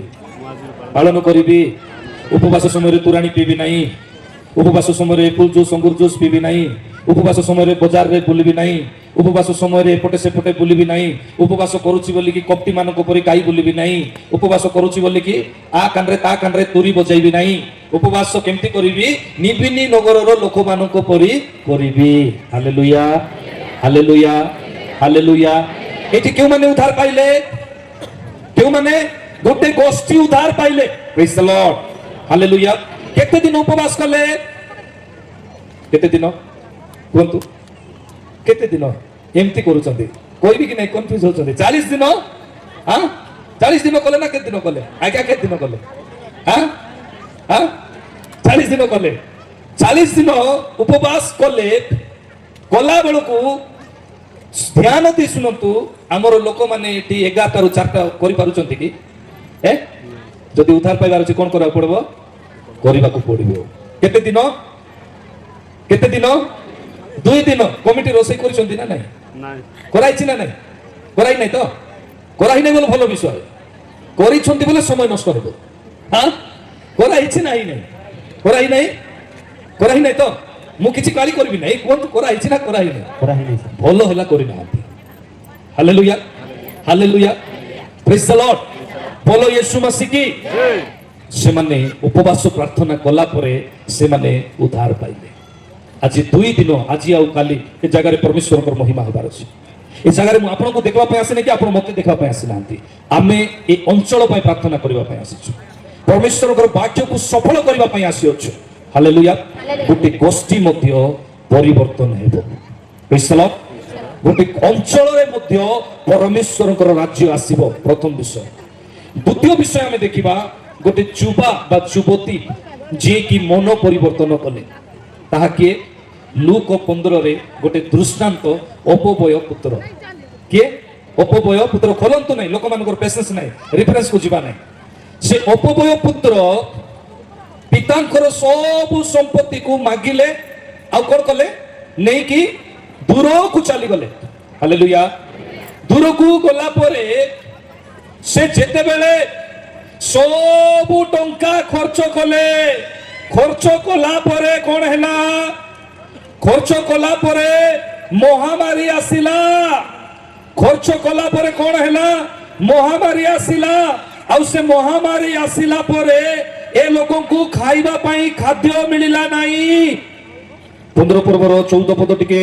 କିନ୍ତୁ ସମସ୍ତ ଅପବ୍ୟୟ କଲା ପରେ ହଁ, ସେ ଦେଶରେ ମହାଦୁର୍ଭିକ୍ଷ ପଡ଼ିବାରୁ ତାହାର ଅଭାବ ହେବାକୁ ଲାଗିଲା। ହଁ, ସମସ୍ତ ଉଡେଇ ଦେଲା ପରେ, ଖର୍ଚ୍ଚ କଲା ପରେ କେମିତି ସେ ଉଡେଇଲା? କେମିତି ଖର୍ଚ୍ଚ କଲା?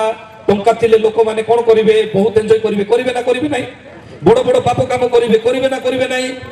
ଇଏ ପଇସା ଥିଲାରୁ କଣ କଲା ନା ସେ ଜାଗାରେ ଏମିତି ପାପ କାମ ଯାକ କଲା, ମୋ ପ୍ରିୟ ଲୋକମାନେ, ତାହା ସୀମା ବାହାରେ।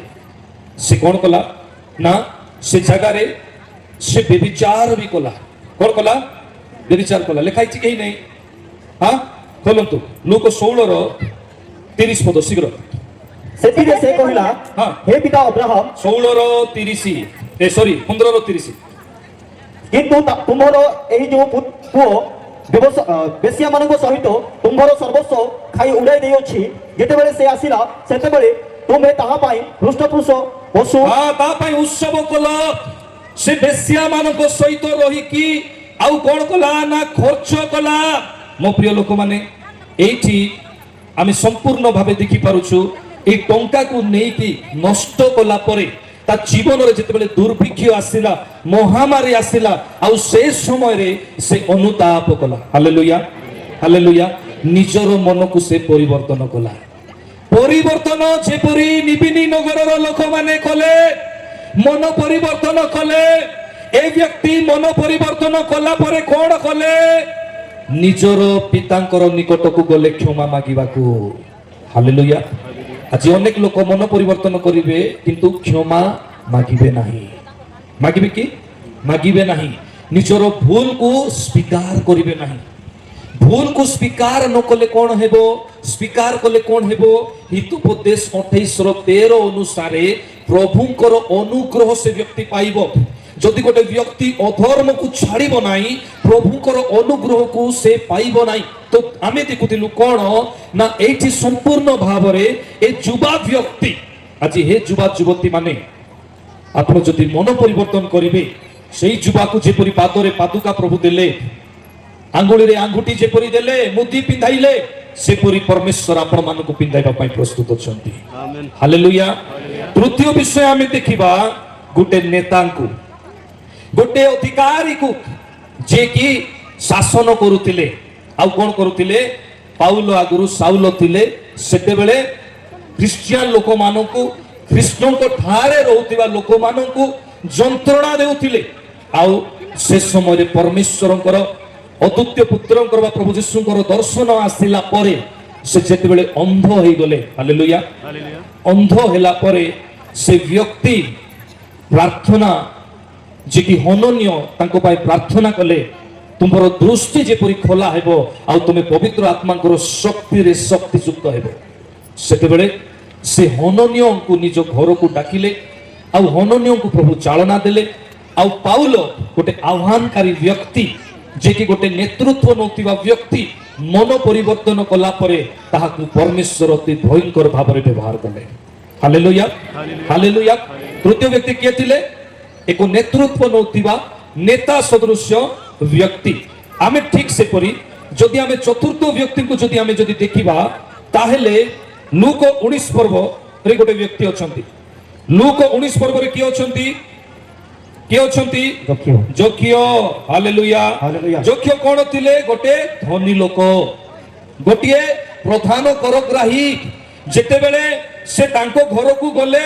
ସେତେବେଳେ ଅନେକ ଲୋକ କହିଲେ ଏ ଦେଖ ପାପୀ ଲୋକମାନଙ୍କର ଘରେ ଯାଉଛନ୍ତି ପାପୀ ମାନଙ୍କର ସହିତ ବସିକି ଖାଉଛନ୍ତି କିନ୍ତୁ ଯକ୍ଷ କ'ଣ କଲେ ନା କହିଲେ ମୋର ଯାହା ସମ୍ପତ୍ତି ଅଛି ତାହା ମୁଁ ଅନେକ ଲୋକଙ୍କୁ ବାଣ୍ଟି ଦେବି ହାଲେଲୁୟା ହାଲେଲୁୟା ହାଲେଲୁୟା ଆମେ ଅନେକ ଲୋକ ଏପରି ଲୋକ ମଣ୍ଡଳୀରେ ରହିଥାଉ ଚେଷ୍ଟା କରିଥାଉ ମଣ୍ଡଳୀକୁ କିଣିବା ପାଇଁ ପ୍ରଭୁଙ୍କର ଦାସମାନଙ୍କୁ କିଣିବା ପାଇଁ ଆଉ ଏପରି ଦାସମାନେ ବି ଅଛନ୍ତି ଯେଉଁମାନେ ନୋଟକୁ ଦେଖିକି ସମ୍ପତ୍ତିକୁ ଦେଖିକି ସେମାନେ ଚାଲିଯାଆନ୍ତି ଶୀଘ୍ର ଶୀଘ୍ର ସେମାନଙ୍କୁ ସୁଦ୍ଧା ସେମାନେ ପ୍ରାୟୋରିଟି ଦିଅନ୍ତି ଏଠି ଗୋଟେ ଧନୀ ବ୍ୟକ୍ତି ମନ ପରିବର୍ତ୍ତନ କଲେ ଆଉ ପରିତ୍ରାଣ ତାଙ୍କ ଘରେ ଆସିଲା ମୋ ପ୍ରିୟ ପ୍ରଭୁଙ୍କ ଲୋକମାନେ ସମୟର ଅଭାବ ଅଛି ମନେ ରଖନ୍ତୁ ଆପଣ ଯଦି ମନ ପରିବର୍ତ୍ତନ କରି ଯଦି ଧାର୍ମିକ ହେଉଛନ୍ତି ତାହେଲେ ଆପଣଙ୍କ ଦ୍ୱାରା ସବୁ ବିଷୟ ସମ୍ଭବ ଅଟେ ପ୍ରେଜ୍ ଦ ଲର୍ଡ ହାଲେଲୁୟା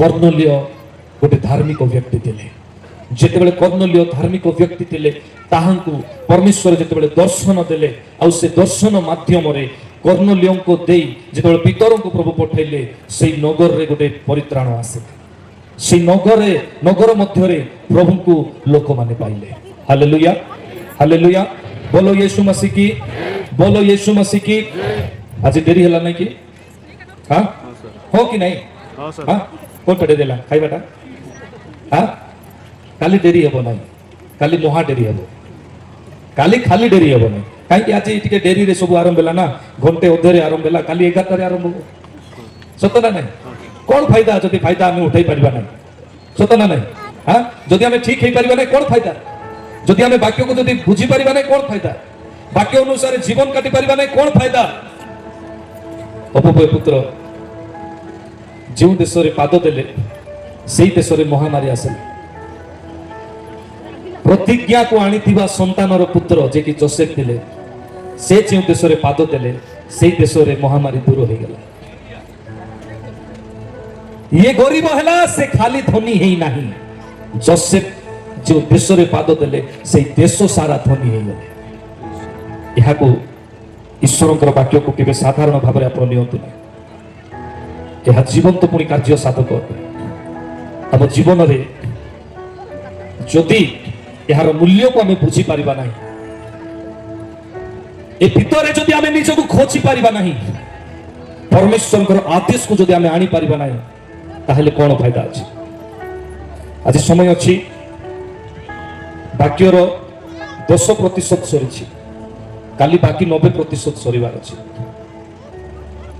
आज जड़े दुई जन सुस्थ होती काली 70 भाग लोक सुस्थ होबार अच्छी वाक्य कहला बेलू कहीं ताली मारले सुस्थता कहला बेलू समस्ते ताली मारले जना पड़ जाऊँगी कौटी बेसी लोक इंटरेस्टेड अच्छा ହାଲେଲୁୟା। ସେ ମହାନ ଅଟନ୍ତି। ଆମେ ନିଜକୁ ପରମେଶ୍ୱରଙ୍କ ହସ୍ତରେ ସମର୍ପିତ କରିବା। Yes, Jesus. Jesus. ମୋ ପ୍ରିୟ ଯୀଶୁ ତୁମେ ବାଳକ ତୁମେ ମଜା ଦୁଃଖ ବେଳେ ଲିରିକ୍ସ ଟିକେ ଦେବେ।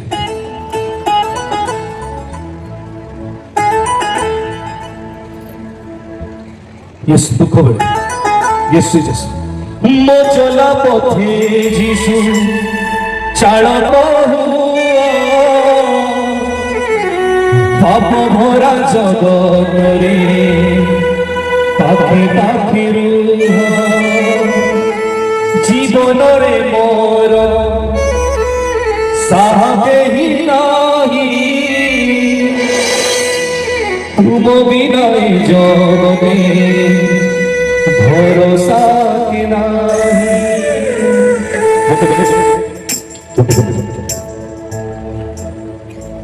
କମିଟିର ସୂଚନା ଅଛି। ଆପଣ ଯେମିତି ଦେଖିଲେ ଇନଫେକ୍ସନରେ ବାହାରିଥିବା ପଚି ଯାଇଥିବା ସରି ଯାଇଥିବା ଜାଗାରେ ତେଲ ବ୍ୟବହାର ହୁଏ। ଆପଣ ଅନଲାଇନରେ ଯେପରି ୟୁଟ୍ୟୁବରେ ଯେପରି ଦେଖୁଛନ୍ତି। ଆମର ଗାଡ଼ିର ସଭାରେ ମୁଁ ଆସିଛି। ଯଦି କାହାର ସାକ୍ଷ୍ୟ ଅଛି ଗୋଟେ ସାକ୍ଷ୍ୟ ଆପଣଙ୍କର ସାକ୍ଷ୍ୟ ଦ୍ୱାରା ଯେପରି ଆମେ ସମସ୍ତେ ଉତ୍ସାହିତ ହୋଇପାରିବୁ। ଯଦି କାହାର ସାକ୍ଷ୍ୟ ଅଛି ମୁଁ ଅନୁରୋଧ କରିବି ଆମ ସେତ ଭାଇ ଅଛନ୍ତି ପାଳକ ଅଛନ୍ତି ସେ ତାଙ୍କୁ ନେଇକି ଆସିବେ।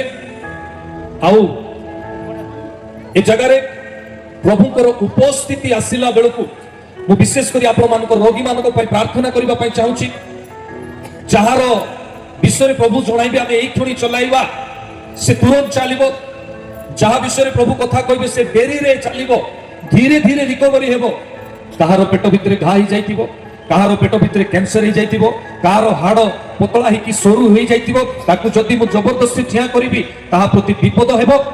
ଏଥିପାଇଁ କେବଳ ରୋଗୀ ବାକି ଲୋକ ନୁହେଁ କେବଳ ରୋଗୀ ଯେଉଁମାନେ ଆସିଛନ୍ତି ସେମାନେ ହାତ ଉଠାଇବେ।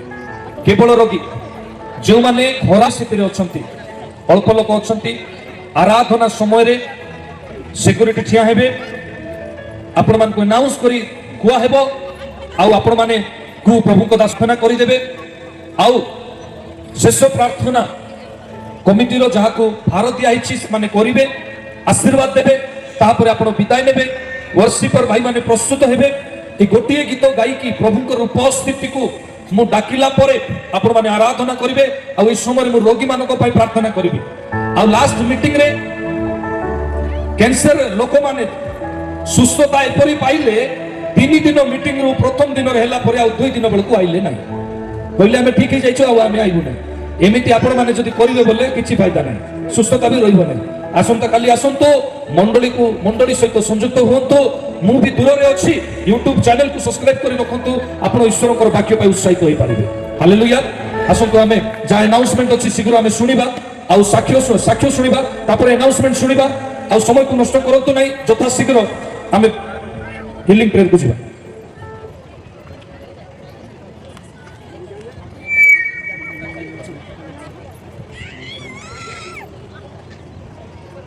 ଆସନ୍ତୁ ମୋ ପ୍ରିୟ ମାନେ ଏହି ସମୟରେ ମାନେ ଏକ ଈଶ୍ୱରଙ୍କର ଜୀବନ୍ତ ସାକ୍ଷ୍ୟ ମାନେ ଶୁଣିବା ପାଇଁ ଯିବା।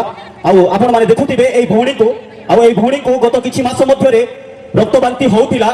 ଯେତେବେଳେ ସେ ସାଧନ ଫେରେଟାବାର ମଧ୍ୟକୁ ସେ ଫୋନ କଲେ ଏବଂ କହିଲେ ସାର୍ ମୋତେ ରକ୍ତବାନ୍ତି ହେଉଛି ତ ସେହି ସମୟରେ ସାଧନ ଫେରେଟାବାର ମଧ୍ୟରୁ ଗୋଟିଏ ପରାମର୍ଶ ଗଲା ଯେ ଆପଣ କ'ଣ କରନ୍ତୁ ତେଲ ଆଉ ପ୍ରାର୍ଥନା ପାଣି ଆପଣ ବ୍ୟବହାର କରନ୍ତୁ। ବ୍ୟବହାର ପରେ ଆପଣଙ୍କର ରକ୍ତବାନ୍ତି ବନ୍ଦ ହେବ। ପୁଣି ତାହା ହୋଇଅଛି। ଏହା ଆପଣମାନେ ସେହି ଭଉଣୀଙ୍କ ମୁଖରୁ ଆପଣମାନେ ଶୁଣିବେ। ପ୍ରଭୁଙ୍କ ମହାନାମକୁ ଧନ୍ୟବାଦ ଦିଏ। ଆଉ ମୁଁ ବହୁତ ମେଡିକାଲରେ ବୁଲିଥିଲି ବ୍ରହ୍ମପୁର ମଧ୍ୟ ଯାଇଥିଲି।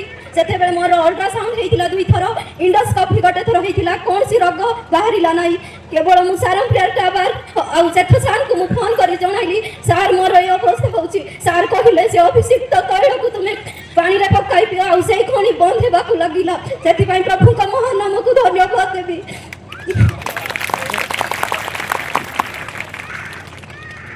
डॉक्टर अनेक मेडिकल से कौन करले ना चिकित्सा करले किंतु तांको मुख आडू कौन होतिला ना रक्तबांती होतिला। पुणी कौन विषय डॉक्टर माने कौन करि पारले नाही किछि मध्ये रिपोर्ट देई पारले नाही किंतु से रक्तबांती प्रभुଙ୍କର ସେହି ଅଭିଷିକ୍ତ ତୈଳ ଦ୍ୱାରା ରୋଗ 2 ପ୍ରକାର ହୋଇଥାଏ। ଗୋଟିଏ ମନ୍ଦ ଆତ୍ମା ପ୍ରଭାବିତ ରୋଗ ଆଉ ଗୋଟେ ଶାରୀରିକ ରୋଗ। ଶରୀରର ଯେକୌଣସି ରୋଗ ହଉ ବୟସ ହେଲା ପରେ ହେଇଯିବ, ବୁଝିପାରୁଛନ୍ତି? ହଠାତ୍ କ'ଣ ଦୁର୍ଘଟଣା ହେଲା, ଭିଟାମିନ୍ର ସମସ୍ୟା ହେଲା, ବ୍ଲଡର କମି ହେଲା, ରୋଗ ହବ। କିନ୍ତୁ ଆତ୍ମା ପ୍ରଭାବିତ ରୋଗ ଏତେ ଭୟଙ୍କର, ତାହାର ପ୍ରଥମ ସ୍ତରରେ ରିପୋର୍ଟ ବାହାରିବ ନାହିଁ। ତାର 3ଟି ସ୍ତର ଅଛି। ପ୍ରଥମ ସ୍ତରରେ ରିପୋର୍ଟ ବାହାରିବ ନାହିଁ, ଦ୍ୱିତୀୟ ସ୍ତରରେ ତାର ରିପୋର୍ଟ ବାହାରିବ, ଦ୍ୱିତୀୟ ସ୍ତରରେ ରୋଗ ତିଆରି ହୁଏ। ଆଉ ଯେତେବେଳେ ଆତ୍ମା ପ୍ରଭାବିତ ରୋଗ ତୃତୀୟ ସ୍ତରକୁ ପହଞ୍ଚିଯାଏ, ସେତେବେଳେ ସେଇ ରୋଗର ଟ୍ରିଟମେଣ୍ଟ ହେବା ବହୁତ କଷ୍ଟ। ଆଉ ମେଡିକାଲରେ ତ ହେଇପାରିବ ନାହିଁ। କ'ଣ ପାଇଁ? ତା ଆତ୍ମା ପ୍ରଭାବିତ ରୋଗ। କିନ୍ତୁ এই আত্মা প্রভাবিত রোগকে যদি আমি বাইবেলরে খোঁজিবা, মার্ক 5:26-28 গোটে মা 12 বর্ষ যায় অসুস্থ ଥିଲେ। লেখা হয়েছি অনেক বৈদ্যଙ୍କ দ্বারা নিজের সর্বস্বকে বিক্রয় করে খরচ কলা পরে মধ্য কিছু হয়ে পারলা নাই। লুক 13 পর্বরে যদি আপনার দেখবে, প্রভু যীশু খ্রিস্ট যেতবে বাক্য প্রচার করুলে অব্রাহামଙ୍କ ঝিও যে কি 18 বর্ষ ধরি কুবজা ଥିଲେ, চালি পারু নথিলে, সেপরি যে কি জনে কথা কই পারু নথিলা, সেপরি যে কি জনে মূর্ছা রোগরে রহিলা। ଏହା আত্মা প্রভাবিত রোগ। যে আত্মা প্রভাবিত রোগ শৈতান আইবଙ୍କ জীবନରେ ମଧ୍ୟ আনিଥିଲା। Praise the Lord. মন্দ আত্মা প্রভাবিত রোগ এହାର শরীରରେ ହେଲା ପରେ কোন হଉଥିଲା? ମାତର ବ୍ଲଡ୍ ବାନ୍ତି ହଉଥିଲା। କେତେବେଳେ ବ୍ଲଡ ବାନ୍ତି ହଉଥିଲା? ଯେତେବେଳେ ମତେ ବେଶୀ ଭୟ ଲାଗୁଥିଲା। ଆପଣ ଶୁଣିଲେ, ତାକୁ ଭୟ ଲାଗିଲା ବେଳକୁ ତାକୁ ରକ୍ତ ବାନ୍ତି ହଉଥିଲା। କ'ଣ ପାଇଁ? ମନ୍ଦ ଆତ୍ମା ପ୍ରଭାବିତ ହେଲେ ଶରୀରରେ ଭୟ ଆସେ, ଶରୀରରେ ଯନ୍ତ୍ରଣା ଆସେ, ଶରୀରରେ କଷ୍ଟ ହୁଏ। ଦୂରରେ ରହୁଛି ମା, ପାଖରେ ତ ନାହିଁ, କ'ଣ କରିବି? କ'ଣ କଲା ସେ ଜାଣିଛନ୍ତି? ଅଭିଷିକ୍ତ ତେଲକୁ ଆଣିଲା ଆଉ ବ୍ୟବହାର କଲା। କ'ଣ କଲା? ଅଭିଷିକ୍ତ ତେଲକୁ ଆଣି ବ୍ୟବହାର କଲା। ଏବେ ଆପଣ ଖୋଲନ୍ତୁ ଯାତ୍ରା ପୁସ୍ତକ ତାର 29 ପର୍ବ ଖୋଲନ୍ତୁ। ମୁଁ ଟିକେ ବାକ୍ୟ ପ୍ରେମୀ, ହଁ, ଦୁଃଖ କରନ୍ତୁ ନାହିଁ। ଅନ୍ୟ ଲୋକମାନେ କହିବେ ଯେ ଏ ଲୋକ ଆଶ୍ଚର୍ଯ୍ୟ କର୍ମ ବୋଲି, ସେଟା ବେକାର କଥା ନା। କ'ଣ ପିଣ୍ଟୁ ଭାଇ? ମୁଁ ଟିକେ ବାକ୍ୟ ପ୍ରେମୀ। ଯାତ୍ରା ପୁସ୍ତକ ତାର 29 ପର୍ବର 1 ପଦ, ସେ ତ ଭାଇ ଏତେ ବେଳରୁ କାଢି ନାହାନ୍ତି କି? ଆଉ ଆମ୍ଭ ଉଦ୍ଦେଶ୍ୟରେ ଯାଜକ କର୍ମ କରିବା ନିମନ୍ତେ ସେମାନଙ୍କୁ ପ୍ରତିଷ୍ଠା କରିବା ପାଇଁ, କ'ଣ କରିବା ପାଇଁ? ସେମାନଙ୍କୁ ପ୍ରତିଷ୍ଠା କରିବା ପାଇଁ ହଁ, କାହାକୁ ପ୍ରତିଷ୍ଠା କରିବା ପାଇଁ? ତୁମ୍ଭେ କାହାକୁ? ଗୋଟେ ମିନିଟ, କାହାକୁ? ଯାଜକ ମାନଙ୍କୁ। କାହାକୁ? ଯାଜକ ମାନଙ୍କୁ ପ୍ରତିଷ୍ଠା କରିବା ପାଇଁ ପ୍ରଭୁ କ'ଣ କହୁଛନ୍ତି? ପ୍ରଭୁ କ'ଣ କହୁଛନ୍ତି? ତୁମ୍ଭେ ସେମାନଙ୍କ ପ୍ରତି, ହଁ, ତୁମେ ସେମାନଙ୍କ ପ୍ରତି ଏହି ସମସ୍ତ କର୍ମ କରିବ। କ'ଣ କର୍ମ କରିବ? ନିଖୁଣ୍ଟ ଏକ କିଏ କରିବ? କିଏ କରିବ ଏଇ କର୍ମ? କିଏ କରିବ ଏଇ କର୍ମ? ହଁ, ହଁ, ଯାଜକ ମାନେ ତ ଅଭିଷିକ୍ତ ହେଲେ କରିବେ ନା। ଅଭିଷିକ୍ତ ଯାଜକ ମାନେ ହେବା ପାଇଁ କିଏ କର୍ମ କରୁଛନ୍ତି? ମୂଷା। କିଏ? ମୂଷା। ବୁଝିପାରୁଛନ୍ତି? ମୂଷା। ଜିରିୟ ପ୍ରାଚୀର ରୁଦ୍ଧ ଥିଲା, ଭାଙ୍ଗିବା ପାଇଁ ଲୁହା କୁଦାଳ ଜାଗାରେ ପ୍ରଭୁ ଜିଓସୁଙ୍କୁ ବାଛିଲେ। କାହାକୁ? କାହାକୁ? ଜିଓସୁଅ ସହିତ 7ଟି ଯାଜକ ଥିଲେ। 7ଟି ଯାଜକ ସହିତ ଗୋଟେ ଗୋଷ୍ଠୀ ଇସ୍ରାଏଲର ସନ୍ତାନ ମାନେ ଥିଲେ। ହାଲେଲୁୟା। ଭାଙ୍ଗିବା ପୂର୍ବରୁ ପ୍ରଭୁ କହିଲେ ଲୁହା ନେବ ନାହିଁ। କ'ଣ ନେବ? ନା, ଯାଜକ ମାନେ କ'ଣ କରିବେ? 7 ଦିନ ବୁଲିବେ। ଧ୍ୟାନ ଦେଇ ଶୁଣନ୍ତୁ, କ'ଣ କରିବେ? ଯାଜକ ମାନେ ଧ୍ୟାନ ଦେଇ ଶୁଣନ୍ତୁ। 7 ଦିନ ସେମାନେ କ'ଣ କରିବେ? ବୁଲିବେ। କୋଉ ଚତୁଃପାର୍ଶ୍ୱରେ? ହଁ, କୋଉ ଚତୁଃପାର୍ଶ୍ୱରେ? ନିୟମ ସିନ୍ଧୁକ ନାହିଁ, ଜିରିୟ ପ୍ରାଚୀର ଚତୁଃପାର୍ଶ୍ୱରେ। ହାଲେଲୁୟା। ଯାଜକ ମାନଙ୍କ ସମ୍ମୁଖରେ, ବର୍ଷା ଆସିବ ଦେଖ, ଜାଗ୍ରତ। ଯାଜକ ମାନଙ୍କର ସମ୍ମୁଖରେ କ'ଣ ହେଲା? ନା, ନିୟମ ସିନ୍ଧୁକ ବୁଲୁଛି, ତା ପଛରେ ଯାଜକ ମାନେ ଅଛନ୍ତି, ଆଉ ତା ପଛରେ ବିଶ୍ୱାସୀ ମାନେ ଅଛନ୍ତି। କେତେ ଦିନ ବୁଲିବେ? 7 ଦିନ ବୁଲିବେ। 6 ଦିନ ଯାକ ଯାଜକ ମାନେ କେତେବେଳେ ବୁଲିବେ? ଗୋଟେ ସମୟ ଥିଲା। ଦ୍ୱିତୀୟ ବିଷୟ, 7 ଦିନ ବେଳ ଯାଏ ବିଶ୍ୱାସୀ ମାନେ ମୁଖ ଖୋଲା କରିପାରିବେ ନାହିଁ। ହୃଦୟରେ ଖାଲି କାନ୍ଦିବେ, କାନ୍ଦିବେ, କାନ୍ଦିବେ। କିନ୍ତୁ ଯେତେବେଳେ ଜିଓସୁଙ୍କୁ କୁହାଯିବ ଆମେ ଯେଉଁ ତୁରୀ ଦେବା ତୁମେ ଯାଜକ ମାନଙ୍କୁ ଦେବ, ଆଉ 7 ଦିନ ବେଳକୁ ସେ ତୁରୀର ଶବ୍ଦ ଯେତେବେଳେ ବିଶ୍ୱାସୀ ମାନେ ଶୁଣିବେ, ସେତେବେଳେ ଜୟଧ୍ୱନି କରିବେ। ସେତେବେଳେ ଜୟଧ୍ୱନି ସେତେବେଳେ କଲେ ଯେତେବେଳେ 6 ଦିନ 7ଟି ଯାଜକ ନିଜର ଏକତାକୁ ଦେଖାଇଲେ। ହାଲେଲୁୟା। ମଣ୍ଡଳୀ ବିରୁଦ୍ଧରେ ଉଠୁଥିବା, ସମାଜ ବିରୁଦ୍ଧରେ ଉଠୁଥିବା ମନ୍ଦ ଶକ୍ତି ଶୈତାନର ବଳ ସେତେବେଳେ ଭାଙ୍ଗିବ ଯେତେବେଳେ ଯାଜକ ମାନେ କହିବେ। ମହାତୁରୀ ଧ୍ୱନିର ଶବ୍ଦ ହେଲା ପରେ ବିଶ୍ୱାସୀ ମାନେ ମହାଜୟ ଧ୍ୱନି କଲା ବେଳକୁ ଜିରିୟ ପ୍ରାଚୀର ଭାଙ୍ଗିକି ଭୂମି ତଳେ ମିଶିଗଲା। ଜୟପୁରରେ ଗୋଟେ ଭୂତ ଲାଗିଥିଲା, ସେ ଭୂତକୁ ଦେଖିବା ପାଇଁ ଲୋକମାନେ ଧାଁରେ ଧାଁ ଧାଁରେ ଧାଁ ଧାଁରେ ଧାଁ ହେଲେ ସେ ଭୂତ କହୁଛି ମୁଁ ଯିବି ନାହିଁ, ମୁଁ ଯିବି ନାହିଁ, ମୁଁ ଯିବି ନାହିଁ। ଗୋଟେ ଯାଜକ ଆସିଲେ ପଚାରିଲେ 2 ଘଣ୍ଟା ହେଲାଣି ତୁଇ ଯିବୁ ନା ନାହିଁ? ସେ କହିଲେ ମୁଁ ଯିବି ନାହିଁ। ଠିକ ଅଛି ମୁଁ ବାହାରି ଯାଉଛି ବୋଲି ଏ ଲୋକ ପଳେଇଲେ। 2 ଘଣ୍ଟା ହେଲାଣି ତୁ ଯିବୁ ନା ନାହିଁ? ସେ କହିଲା ମୁଁ ଯିବି ନାହିଁ। ତାହେଲେ ମୁଁ ବାହାରି ଯାଉଛି, ମୁଁ ପଳାଉଛି।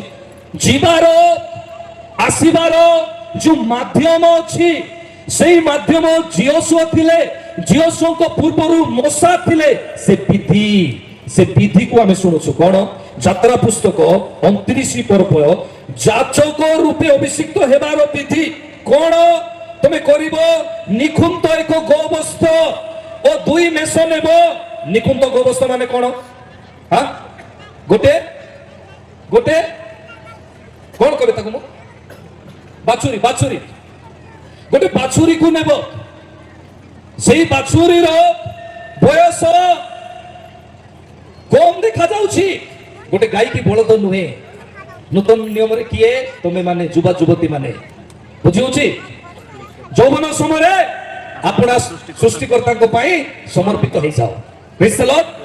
ହେବା ପୂର୍ବରୁ ପ୍ରଭୁ ଯୌବନ ଅବସ୍ଥାରେ ବାଛୁଥିବା ଏହି ବାଛୁରୀକୁ କହନ୍ତି ସେ ଛୋଟା ନଥିବ, ତାର କୌଣସି ଅସୁବିଧା ନଥିବ। ହେଲେ ମୋର ଜୀବନ୍ତ ପରମେଶ୍ୱର ଯେତେବେଳେ ଓହ୍ଲାଇବେ ଛୋଟ ଲୋକ ସିଧା ହବ ନା ନାହିଁ? ହବ ନା ନାହିଁ? ହବ, ଠିକ ହବ ନା ନାହିଁ? ସେ ତ ଭଲ ପାଉନାହାନ୍ତି ଛୋଟା କାରା ମେଲା ଠେଲାକୁ। ତେବେ ତାଙ୍କର ପରିଚୟ ଅଛି, ସେ ତ ଆଇବେ ଯଦି ଠିକ ହେବ। ଈଶ୍ୱରଙ୍କର ବାକ୍ୟ କହୁଛି ଆପଣ ଯଦି ତାଙ୍କୁ ଗ୍ରହଣ କରିବେ ତା ଠିକ ହେବ। କେମିତି ହେବ ମୁଁ ଆସନ୍ତା କାଲି କହିବି, ଆସନ୍ତା ଦିନ ମାନଙ୍କର ବୋଲେ ଲେଟ୍ ହେଇଯିବ। ତ এইটি যে গুরুত্ব বিষয় লা তাহা কোন এ মা বিষয়ে আমি শুনিলু কুয়াড়ে পড়েলে ভবনকু এই বর্ষা বেলার ভবন পড়ে আসছে। যাত্রা পুস্তক তার 29 পর্ব এইটি লেখা হয়েছে কোন না তাড়ি শূন্য রোটি তেল মিশ্রিত। তারপরে এ সব বিষয় হেলা পরে আপন যদি দেখিবে সেইটি লেখ পড়ন্তু 6 আর 7 শীঘ্র 6 29 ରୁ 6 7 ତାହାର ମସ୍ତକରେ ପାଗ ବାନ୍ଧି ତହିଁ ଉପରେ ପବିତ୍ର ମୁକୁଟ ଦେବ। କି ମୁକୁଟ ଦେବ? ପବିତ୍ର ମୁକୁଟ ଦେବ। ତାପରେ ଏଇଟା କେବେ ସବୁ ତେଲ ଅଣା ହେଲା, ପିଠା ଅଣା ହେଲା, ସରୁ ମଇଦା ଅଣା ହେଲା, ଗୋବସ୍ତ ଅଣା ହେଲା, ଛେଳି ଛୁଆ ଅଣା ସବୁ ପରେ ପାଦ ପ୍ରକ୍ଷାଳନ କରିକି ସବୁ ହେଇ ସାରିଲା ପରେ ଏଇଠି ବସ୍ତ୍ର ପିନ୍ଧା ହେଲା ପରେ 7 ପଦରେ ଏଉଠାରେ ଅଭିଷେକାର୍ତ୍ତକ ତୈଳ ଘେନି ତାହାର ମସ୍ତକ ଉପରେ ଢାଳି ତାହାକୁ ଅଭିଷେକ କରିବ। କେଉଁ ତୈଳ ଲେଖା ହେଇଛି? କେଉଁ ତୈଳ ଲେଖା ହେଇଛି? ଅଭିଷେକାର୍ତ୍ତେ ତୈଳ। ଅଭିଷେକାର୍ତ୍ତେ ତୈଳ ଗୋଟେ ତେଲ କେତେବେଳେ ଅଭିଷେକ ହେବ? କେତେବେଳେ ଅଭିଷେକ ହେବ? ଅଭିଷେକ ପାଇଥିବା ଲୋକ ଯଦି ତାହାକୁ ଅଭିଷେକ କରିବ ସେତେବେଳେ ଅଭିଷେକ ହେବ। ଅଭିଷିକ୍ତ ହେବା ପାଇଁ ଯାଜକ ମାନଙ୍କୁ କଣ କରିବାକୁ ପଡିଲା? ବ୍ରେକ୍ କେ ବାଦ ଆସନ୍ତା କାଲି ପିଣ୍ଟୁ ଭାଇ ବଡ ଖୁସି ଅଛନ୍ତି। ଏ ମା ଅଭିଷେକାର୍ତ୍ତ ତୈଳକୁ ନେଲା। ପ୍ରେଜ୍ ଦ ଲର୍ଡ, ହାଲେଲୁୟା। ଆଉ ସେ ସୁସ୍ଥ ହେଇଛି। ତେଲ ବିକ୍ରି କରିବା ପାଇଁ ମୁଁ କହୁ ନାହିଁ ସେତିକି ତେଲ ନାହିଁ। ମୋର ଦରମା ଥିଲା 2012 ରେ 4 ଲକ୍ଷ ଟଙ୍କା, ଆଜି 35 ଲକ୍ଷ ଟଙ୍କା ମୋର ସେଲେରୀ। ବହୁତ ସମର୍ପିତ ବ୍ୟକ୍ତି ଅଟେ। Hallelujah, hallelujah.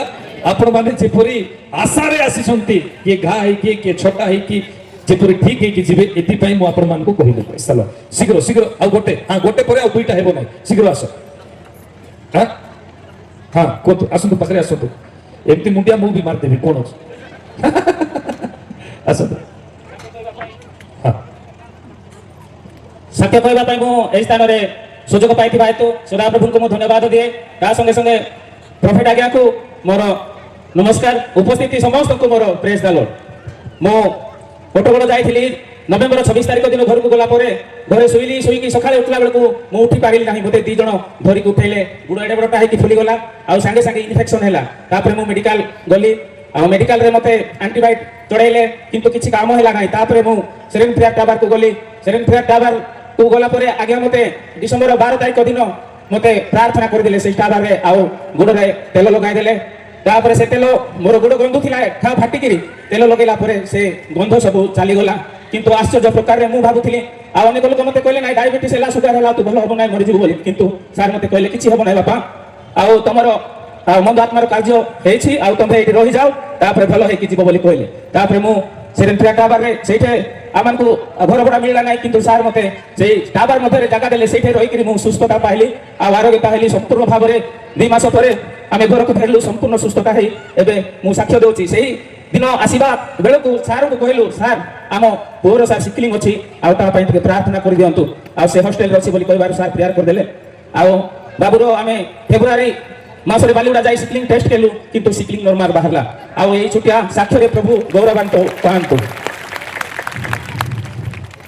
ঠিক ଅଛି କମିଟିର କାମ ସାରନ୍ତୁ ଆଉ ଗୋଟେ କାଲି ଶୀଘ୍ର ଆଉ ବନ୍ଦ କରନ୍ତୁ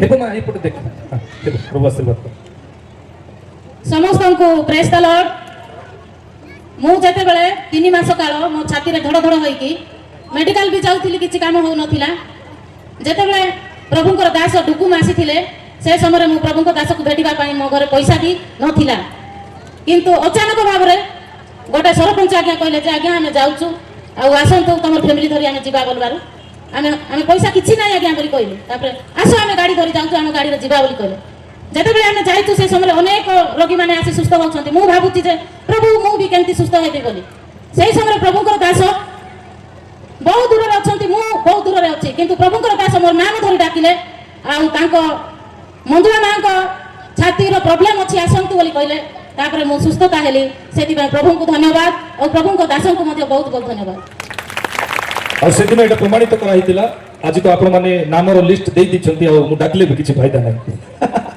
ସେଦିନ ପ୍ରଭୁ ଅନେକ ନାମ ଜଣାଇଥିଲେ ଆଉ ସେମାନଙ୍କୁ କୁହାଯାଇଥିଲା କି ଆପଣଙ୍କର ମାନେ ଆପଣମାନେ ସୁସ୍ଥତା ପ୍ରାପ୍ତ ହେବେ ଆପଣମାନଙ୍କ ଜୀବନରେ ପ୍ରଭୁ କାମ କରିବେ ହାଲେଲୁୟା ଆମର ଲାଷ୍ଟ ମିଟିଂ ଡୁକୁମରେ କେତେ ତାରିଖ ଥିଲା ମା ଜାଣିପାରୁନୁ ଯାଉ ପ୍ରଭୁ ସୁସ୍ଥ ଦେଲେ ସେତିକି ଜାଣିଛୁ କି ତରକାରୀ ଖାଇଲୁ ରାତିରେ ପୋଟଳ ଭଜା ଆଉ କାଙ୍କୁଡ଼ି ଡାଲି ଯାଉ ମୋ ପାଇଁ ବି ଟିକେ ଖାଇଦିଆ ଅଛି ହଁ ତାର ଅର୍ଥ ମୁଁ ଭୁକରେ ରହିବିନି ହେଲା ହାଲେଲୁୟା କମିଟି କାମ ଆସନ୍ତୁ ଶୀଘ୍ର ସାର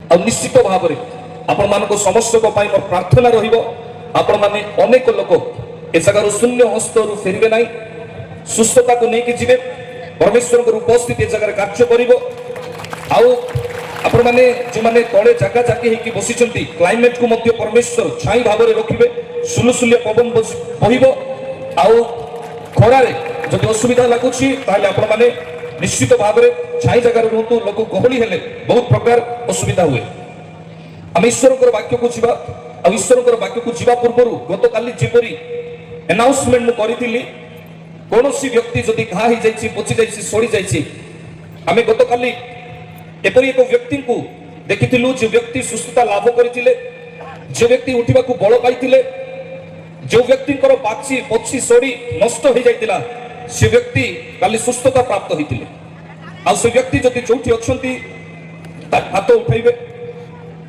ସେ ବ୍ୟକ୍ତି ଅଛନ୍ତି ଆଜି ସେ ଠିଆ ହେଇକି ଅଛନ୍ତି ହାଲେଲୁୟା ଚାଲି ନ କରିବା ଶକ୍ତି ନଥିବା ବ୍ୟକ୍ତି ଆଜି ସେ ଠିଆ ହେଇକି ଅଛନ୍ତି ଆଉ ପ୍ରକୃତରେ ଯେଉଁମାନଙ୍କର ସେମିତି ଖରାପ ପରିସ୍ଥିତି ଅଛି ରୋଗୀମାନଙ୍କୁ ନେଇକି ଆସିଛନ୍ତି ଆପଣ ସୁସ୍ଥ କେମିତି ହେବେ ଆଜି ମୁଁ ଆପଣଙ୍କୁ ଭେଟ କରିବି ନୂଆ ଲୋକମାନେ ଭଲ ଲୋକମାନେ ମାଡ଼ିଯିବେ ନାହିଁ ଯେଉଁମାନେ ପ୍ରକୃତର ରୋଗୀ ଈଶ୍ୱରଙ୍କର ବାକ୍ୟ ସମାପ୍ତ ହେଲା ପରେ ଆଶ୍ଚର୍ଯ୍ୟ ପ୍ରାର୍ଥନା ସରିଲା ପରେ ହିଲିଂ ପ୍ରେୟର ସରିଲା ପରେ ମୁଁ ସେମାନଙ୍କୁ ଭେଟ କରିବି ପ୍ରଭୁ ମୋତେ କଥା କହିଥିଲେ ସେ ଜାଗାରେ ଅନେକ ଲୋକ ଆସିବେ 2 ଦିନର ସଭା ଛାଡ଼ି ଗୋଟେ ଦିନ ଏକ୍ସଟ୍ରା ପରମିଶନ ନେବାକୁ ମଧ୍ୟ ମୁଁ ଅନୁରୋଧ କରିଥିଲି ବୋଧେ କମିଟି କରିଛନ୍ତି କି ନାହିଁ ମୁଁ ପଚାରିବା ପାଇଁ ଚାହୁଁଛି କମିଟି କୋଉଠି ଅଛନ୍ତି କାଲି ପାଇଁ ପରମିଶନ ନିଆହେଇଛି କି ନିଆହେଇଛି ନାହିଁ ନା 3 ଦିନ ପାଇଁ କୁହାଯାଇଥିଲା ନା ଆପଣଙ୍କୁ ଚଳିବ ଆଜି ଯଦି ମୁଁ କମ୍ପ୍ଲିଟ କରିପାରୁଛି ତାହେଲେ ମୁଁ ଆଜି ଆପଣଙ୍କ ସହିତ ଅଛି କାଲି ରହିବି ନାହିଁ ଆଉ ଯଦି ମୋତେ ଲାଗିବ ଏ ଜାଗାରେ ଆବଶ୍ୟକତା ଅଛି ତାହେଲେ ପ୍ରଭୁଙ୍କର ସନ୍ତାନ ମାନେ ଦାସ ମାନେ ଅଛନ୍ତି ଯେଉଁମାନଙ୍କୁ ପ୍ରଭୁ ଭାର ଦେଇଛନ୍ତି ସେମାନେ ପୁନର୍ବାର ଯାଇକି କଥା ହେବେ ଆଉ ଆସନ୍ତା କାଲି ମଧ୍ୟ ମୁଁ ରହିବି ଏହି ବିଷୟ ଶେଷରେ ଜଣାଇ ଦିଆଯିବ ଆଉ ଆମେ এই বিষয়କୁ ଦୟାକରି ଧ୍ୟାନ ଦେଇ ଶୁଣିବା। କାଲି କହିବେ ଓକେ, କାଲି ପ୍ରୋଗ୍ରାମ ହବ ତ କାଲି ବି ମୁଁ ଆପଣଙ୍କ ସହିତ ଅଛି। Praise the Lord, ବୋलो ହାଲେଲୁୟା। ୟେଶୁ କି କାଲିକୁ ମୁଁ ଖାଲି କରିବି। ହାଲେଲୁୟା। ଯେଉଁମାନେ କଥା ହେବାକୁ ଚାହୁଁଛନ୍ତି, ଯେଉଁମାନେ ମୋତେ ଭେଟ କରିବା ପାଇଁ ଚାହୁଁଛନ୍ତି, ହେଇପାରେ 200 300 କି 1000 ମୁଁ କହିପାରିବି ନାହିଁ, କିନ୍ତୁ ମୁଁ କାଲି ଆପଣମାନଙ୍କୁ ଭେଟ କରିବି। ହାଲେଲୁୟା। ପୁନର୍ବାର କାଲି ମୁଁ ଏ ଜାଗାକୁ ଆସୁଛି। ହାଲେଲୁୟା। ବୋଲୋ ୟେଶୁ ମସିହ କି। କାହାର କାହାର ହେଇକି ଦେହ ନଷ୍ଟ ହେଇଅଛି, ଇନଫେକ୍ସନ ହେଇଅଛି, ହାତ ଉଠେଇବେ। ଆଉ କମିଟିକୁ ଯଦି ନାଁ ଦେଇଛନ୍ତି, ସେତ ଭାଇ ଯଦି ଅଛନ୍ତି ତାହେଲେ ଦୟାକରି, ସେତ ଭାଇ ଯଦି ଅଛନ୍ତି ତାହେଲେ ଦୟାକରି ଜଣାଇବେ। ଯଦି କାହାର ଆବଶ୍ୟକତା ରହିଛି ଧୋଇବା ପାଇଁ, ତେଲ ଲଗାଇବା ପାଇଁ, କାହାର ଯଦି ସେମିତି ପରିସ୍ଥିତି ରହିଛି ତାଙ୍କୁ ପାଣିରେ ଧୋଇ ଦେଇପାରିବେ, ଯାହାର କି ଘା ହେଇକି ନଷ୍ଟ ହେଇଯାଇଛି। କୋଉଠି ହେଇଛି? ଦେହ ସବୁଆଡେ ହେଇଛି, ଦେହ ସବୁଆଡେ ହେଇଛି। ଉଠି ପାରୁଛନ୍ତି ନା ପାରୁନାହାନ୍ତି? ସେ ବାବୁଲା ଭାଇ ମୁଁ ପଚାରୁଛି ଆପଣଙ୍କୁ, ନାଇଁ ପାରୁନାହାନ୍ତି, ତାଙ୍କୁ ଟେକିକି ନେଇକି ଆଣୁଛ। ଜଣେ ଜଣେ ଦୁଇ ଜଣ ଦୁଇ ଜଣ, ହଁ ହଁ, ଦୁଇ ଜଣ ଧର, ତାକୁ କୋପରେଟ୍ କର। ସେ ଆସୁଛି ସିଡ଼ି କେମିତି, ପାହାଚ କେମିତି ଚଢିବ? ଏଠି ଆଣ, ଆଣ।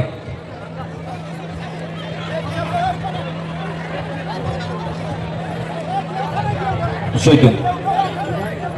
ନୀରବ ହୁଅନ୍ତୁ, ନୀରବ ହୁଅନ୍ତୁ, ନୀରବ ହୁଅନ୍ତୁ, ଦୟାକରି ନୀରବ ହୁଅନ୍ତୁ।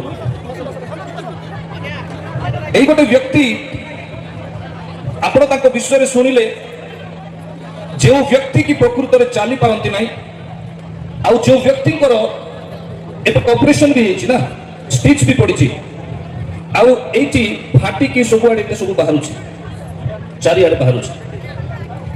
କଥା ହିଁ ପାରୁଛନ୍ତି ଆପଣ? ମୋ କଥା ଶୁଣନ୍ତୁ, ଆପଣ କଥା ହିଁ ପାରୁଛନ୍ତି କି? କେବଳ ଏଇଟା ଏମିତି ହେଇଛି? 3 ବର୍ଷ ହେଲା। ତାଙ୍କର ଫ୍ୟାମିଲି କିଏ ଅଛନ୍ତି, ପରିବାର ଲୋକ କିଏ ଅଛନ୍ତି? କଣ ହେଇକି ତାଙ୍କର ସେମିତି ହେଲା? କଣ ହେଇକି ତାଙ୍କର ସେମିତି ଅବସ୍ଥା ହେଲା? ଆଗରେ ଗୋଟେ କାନରେ ଘା ବାହାରିଲା, ତାପରେ ଯେତେବେଳେ ଆମେ ବ୍ରହ୍ମପୁର ନେଲୁ ଟେଷ୍ଟ କଲୁ, କ୍ୟାନ୍ସର ହେଲା। କ୍ୟାନ୍ସର ବାହାରିଲା।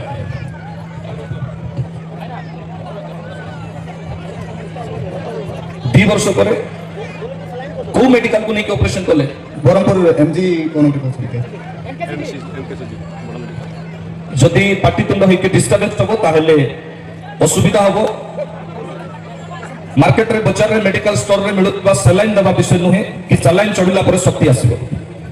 ପ୍ରଭୁଙ୍କର ଉପସ୍ଥିତି ବା ଅଭିଷେକ ଯେତେବେଳେ ଓହ୍ଲାଇ ଆସିବ ଆଉ ଆପଣମାନେ ଯେତେବେଳେ ଗ୍ରହଣ କରିବେ, ସେତେବେଳେ ସେମାନେ ଠିକ ହେଇପାରିବେ ବା ଆପଣମାନେ ଠିକ ହେଇପାରିବେ। ହାଲେଲୁୟା। ତାଙ୍କୁ ଟିକେ ଆଣନ୍ତୁ ଏ କଥା। ତ ଏଇ ବାପାଙ୍କର ଚାଲିବାରେ ସମସ୍ୟା ରହିଛି, ଆଉ ଗୋଟେ ମା ଅଛନ୍ତି ପାଖରେ ଯାହାଙ୍କର ଗୋଡ এইটি ইনফেকশন ହେଇକି নষ্ট ହେଇଯାଇଛି ଟୋଟାଲି। କେତେ ଦିନ ହେଲାଣି ମା? 3 ବର୍ଷ ହେଉଛି।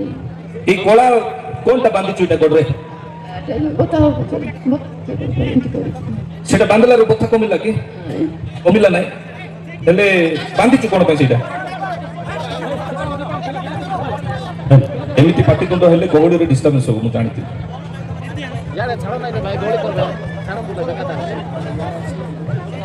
ପିଣ୍ଟୁ ଭାଇ ଗୀତ ନିଅନ୍ତୁ। ହ୍ୟାଲୋ, ଏଇଟା ଚିନ୍ତାନ୍ତୁ, ଏଇଟା କରନ୍ତୁ। Yes. Yes, Lord Jesus. Jesus, hallelujah. Yes.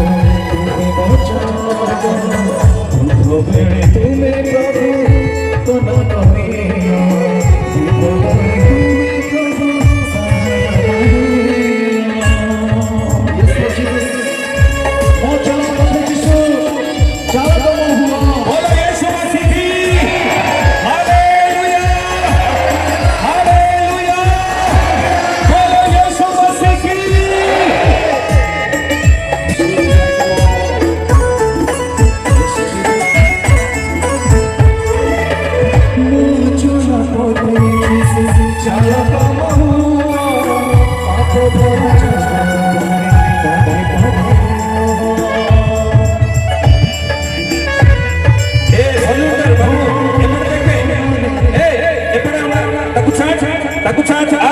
ताकू छाड़ दे सामने रे हां एपटे देख बस ମୋ ଚଲା ବୋତେ ଯିଶୁ ଚାଳ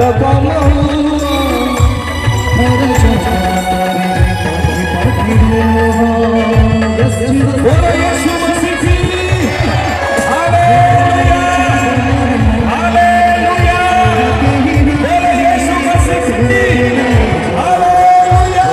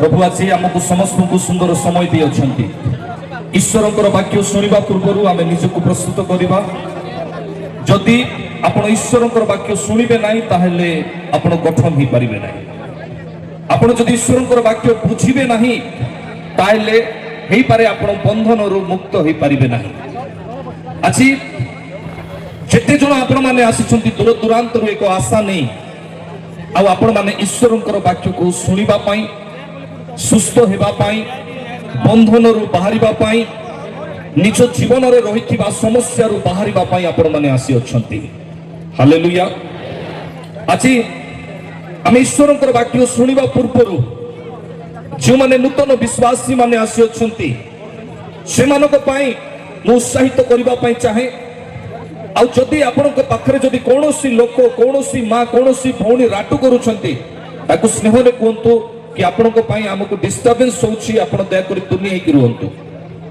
आउ दया करे आमे नीरव हेबा ईश्वर वाक्य को आमे बुझिबा सुनिबा कौन पे एथिपाई कारण ईश्वर वाक्य जीवंत पुणी कार्य साधक अटे हालेलुया हालेलुया मो प्रिय लोक माने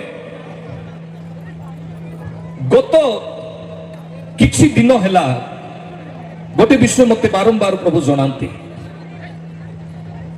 आउ से विषय कौन ईश्वरंकर वाक्य केउ प्रकार भावरे प्रत्येक व्यक्ति ताको जीवन रे आनी पारिबे हालेलुया कौन करि पारिबे ताको जीवन रे आनी पारिबे आज आपण सुस्थ हेबा पई आसीछंती आज आपण जीवन रे आपण दुख को दूर करबा पई आसी अछंती मोर काम हैला प्रभु मते जो अनुग्रह करी जो आह्वान को देइछंती भाववादीर आह्वान जाकु सुस्थ हेबार अछि ताकु मु कहिबी तू सुस्थ हेबु जाकु प्रभु को कळ को चली जिबार अछि ताकु मु कहि देबी कि प्रभु को कळ को तमे चली जिवो किंतु ईश्वरकर वाक्य जदि आपण बुझिबे ताहले ଆପଣ ପ୍ରାର୍ଥନା କଲେ ଆଉ ଗୋଟେ ବ୍ୟକ୍ତି ଲୋକ ଆଉ ଜଣେ ସୁସ୍ଥ ହେଇପାରିବ।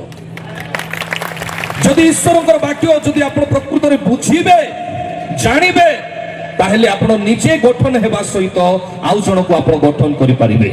Praise the Lord। ଏକ ସମୟର କଥା ଯେତେବେଳେ ମୋର ସମାଜକୁ ନିନ୍ଦା କରାଗଲା ତାଡ଼ନା କରାଗଲା ସେମାନେ ପାଦ ଦେଲେ ଖାଲି ସାଦା ପାଣିରେ ନାହିଁ ଗୋବର ପାଣିରେ ମଧ୍ୟ ଛିଞ୍ଚିକି ଧୁଆଗଲା। କେତେବେଳେ ପ୍ରଭୁଙ୍କର ଦାସମାନେ ଯାଉଥିଲେ। ମତେ ଏବେ ବି ଗୋଟେ କଥା ମନେ ପଡେ। ସଡନଲି ଗୋଟେ ଦିନ ରାତି 8ଟା ବେଳେ ମତେ ପ୍ରଭୁ କହନ୍ତି ତମେ ଯେତେ ଶୀଘ୍ର ହେଇପାରିବ ସେତେ ଶୀଘ୍ର ତମେ କୋରାପୁଟକୁ ଗସ୍ତ କର। ମୁଁ ଆଉ ଡ୍ରାଇଭରକୁ ଖୋଜି ନାହିଁ ମୋର ଗାଡ଼ିକୁ ମୁଁ ଧରିଲି।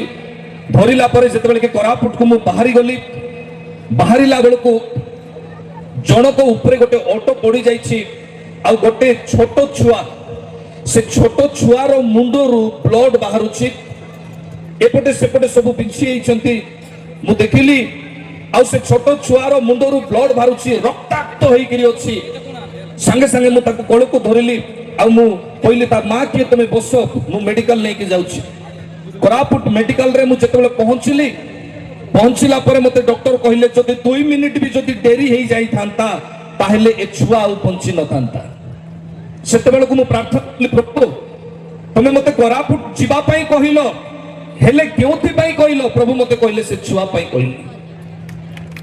ମୋ ପ୍ରିୟ ପ୍ରଭୁଙ୍କ ଲୋକମାନେ ମତେ ଏବେ ବି ମନେ ପଡେ ମୁଁ ପଚାରେ ପ୍ରଭୁ ଅନେକ ହଜାର ହଜାର ଲୋକ ଜଗନ୍ତି ଆମେ ଯାଇପାରି ନଥାଉ କିନ୍ତୁ ପ୍ରଭୁଙ୍କର ଆହ୍ୱାନ ଯେ ଆମେ ମାନେ ତମେ ଯେତେବେଳେ ଚାଳନା କର ଆଦେଶ ଦିଅ ସେତେବେଳେ ଆମେ ବାହାରିକି ପଳେଇ ଥାଉ।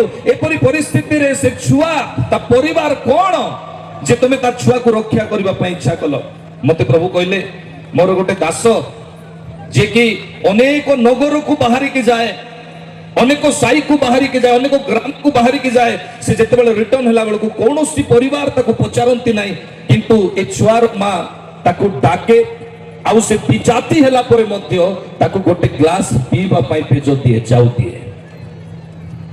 ମୁଁ ଆଶ୍ଚର୍ଯ୍ୟ ହେଇଗଲି। ସେମାନେ ମୋର ଗୋଡ଼ ଧରିଲେ ଧନ୍ୟବାଦ ଦେଲେ ସମ୍ମାନ ଦେଲେ। ମୁଁ ପରିଶେଷରେ ତାଙ୍କୁ କହିଲି ତମେ ମୋ ଘରେ ଆସ। ଯେତେବେଳେ ମୁଁ ଘରେ ଆସିକି ମୁଁ ଯେତେବେଳେ ପ୍ରଭୁଙ୍କ ସହିତ କଥାବାର୍ତ୍ତା କରୁଛି ପ୍ରଭୁ ମତେ ଜଣାଇଲେ ଯେ ଆମ ଦାସକୁ ଇଏ ପିଇବା ପାଇଁ ପାଣି ପିଇବା ପାଇଁ ଯାଉ ବା ପେଜ ଦଉଛନ୍ତି ଏଥିପାଇଁ ମୁଁ ତାହାର ଜୀବନକୁ ରକ୍ଷା କଲି। ସାଙ୍ଗେ ସାଙ୍ଗେ ମୁଁ କଲ୍ ବ୍ୟାକ୍ କଲି କଣ ଆପଣ ମାନେ ମେଡିକାଲରେ ଆପଣଙ୍କ ଛୁଆ ଠିକ ଅଛି? ହଁ ଠିକ ଅଛି ଆମେ ଆପଣଙ୍କୁ ଭେଟ କରିବା ପାଇଁ ଆସୁଛୁ ଆସନ୍ତୁ। ଆସିଲା ବେଳକୁ ମା ଗୋଟେ ପ୍ରଭୁଙ୍କର ଦାସ ଅଛନ୍ତି ତମେ ବିଜାତି ହେଲା ପରେ ମଧ୍ୟ ତମେ ଖ୍ରୀଷ୍ଟିଆନ ନ ହେଲା ପରେ ମଧ୍ୟ କଣ ତମେ ତାକୁ ପିଇବାକୁ ତମେ ପାଣି ଆଉ ପେଜ ଦଉଛ?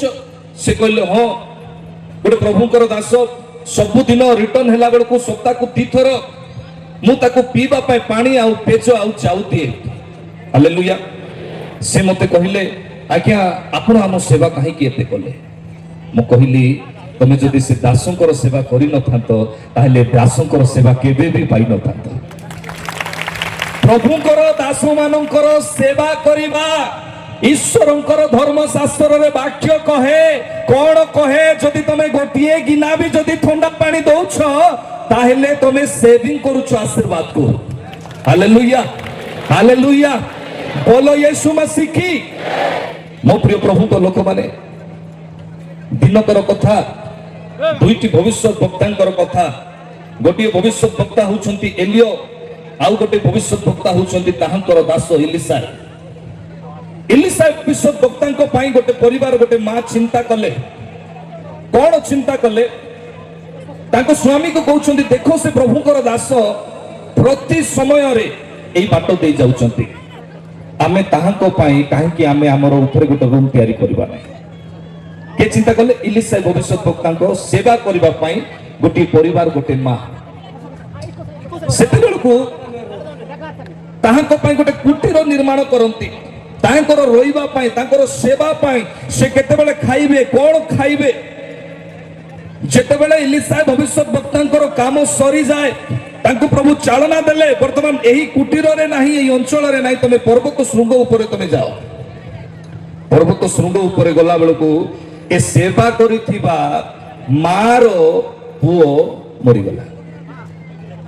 ଏ ପୁଅର ବାପା କହିଲେ ଯିବା ଚାଲ କବର ଦେଇଦେବା। से कहले नाई नाई नाई मु गथ ऊपर लदिबी आ मु भविष्य वक्ता पाखक जीवी अरे जीवा कबर दे देबा से कहला नाई मु गध ऊपर लदिबी आ नै कि मु कोन करबी भविष्य वक्ता पाखक जीवी इलिशा भविष्य वक्ता पाखक जीवा पूर्व इलिशा भविष्य वक्ता रहंती पर्वत ऊपर हालेलुया हालेलुया এই যে পর্বতর রহস্য রয়েছে সাতটি পর্বত মধ্যে মনে রাখন্তু কন্ধমাল নিবাসী এমিতিরে কন্ধমাল নিবাসী হেই নান্তি পর্বত উপরে রইতিবা স্থাপিত নগর তুল্য আপন মানে অছন্তি এইথিপাই আসন্তা দিন মানকরে প্রভুଙ୍କର মহান দাস মানে জন্ম হেবে আর জন্ম হই সারিছন্তি हालेलुया हालेलुया यज्ञवेदी कोठी होतिला पर्वत उपरे परमेश्वर दर्शन दउथिले कोठी पर्वत उपरे मूसा को आह्वान कले कोठी पर्वत उपरे कथा कहले कोठी पर्वत उपरे मोरिया पर्वत रे आउ जेते बेले अब्राहम निजर पुत्र इसहाक को नेकी गले कोठी पर्वत उपरे प्रभु यीशु ख्रीष्ट मध्य निजको समर्पण कले पर्वत उपरे हालेलुया आपण माने ओडिसा रे पर्वत उपरे स्थापित नगर आपण माने अटंते हालेलुया हालेलुया एई पर्वत तले थाई कि से मां कोन करूछि ना देखुछि गेहेजी भविष्य वक्ता कहिले कि नाई नाई नाई तमे जार सेवा पाई अछो प्रभु से आसी अछंती हालेलुया आउ कोन हिछि नाई ताहार छुआ मरि जाईछि सेते बेलको एलिशा भविष्य वक्ता निजे थाई कि आसी नहांती हालेलुया कोन कले गेहेजी भविष्य वक्ता को गोटे बाड़ी देले आउ कहिले से मृत शरीर उपरे ए बाड़ी को नहीं कि से छुआ उपरे छुआई दे गला बेलकु तते जदि केही कथा हेबे नमस्कार करिवे तू नमस्कार करिवो नाही आपणकर पालक चालुथिबे आपण कहबे नमस्कार से बोले आपनको केमती लागिवो हां केते जन विश्वासी मान तो टिके पासे पानी रे पचारले नाही आमर घरे आसिले नाही आमको अमको कले नाही समको कले नाही से व्यक्ति जदि पंचम आह्वान मध्यरु परमेश्वरकर मध्यस्थित आह्वान कहिले से निज इच्छा रे कथा हे पारिबे नाही हालेलुया तांको कहा जाउची गेहेजी भविष्य वक्ता को तमे कहा सहित कथा हेबो नाही तमे जीव सीधा सलक ताहार बाड़ी तुम बाड़ी को तार देह रे छुआइबो तार देह रे छुआ हैला छुआ जीवन पाइला नहीं बोलो कि ध्यान दियो हालेलुया छुआ जीवन पाइला नहीं ए मां कोन कला छुआ जो जीवन पाइला नहीं मु हार मानिबी नहीं कोन पाई मु ताहांकु सेवा करिछि जानिछि तांकर मूल्य केते एलिशा भविष्य वक्ता जो घर को जीवे पर्वत ऊपर आसिला परे सेई जो खट ऊपर छुआ को सुई देछि प्रेज द लॉर्ड हालेलुया प्रथम विषय आपणकर जदि विश्वास अछि ना आपण हार मानिबे नाही प्रेज द लॉर्ड द्वितीय विषय सबुठु गुरुत्व विषय पर्वत श्रृंगर तले ऊपरे तळ भागरे से सुस्थ हेई पारिला ना किंतु एलिशा भविष्य वक्ता रहुतिबा स्थान रे से सुस्थ हैला कोन पाई स्थान बहुत गुरुत्व अटे हालेलुया आपण कहिबे आज्ञा आज मते चलाई देले रिटर्न गला बेलको स्थान जदि खराब अछि अभिषेक रहिबो नाही प्रभु यीशु ख्रीष्ट अमेरिका रे काई जन्म हेले नहीं भारत रे काई जन्म हेले नहीं हां यूएसए रे काई जन्म हेले नहीं ऑस्ट्रेलिया रे काई जन्म हेले नहीं काई कि इस्राएल रे जन्म हेले बाइबल रे स्थान होची गुरुत्व विषय अब्राहम प्रतिज्ञा को जेतेबेले छोड़ाई आनिले आ जेतेबेले परमेश्वर कहिले प्रथम आशीर्वाद ए देश देकी गला बेलको एई देश आबे तुमको देबा हालेलुया हालेलुया हालेलुया से देश को प्रभु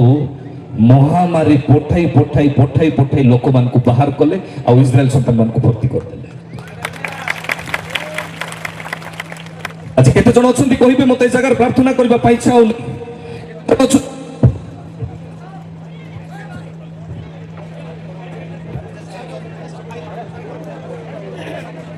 हेलो हेलो केते जण अछंती कहिबे मते चालना हेउ नाही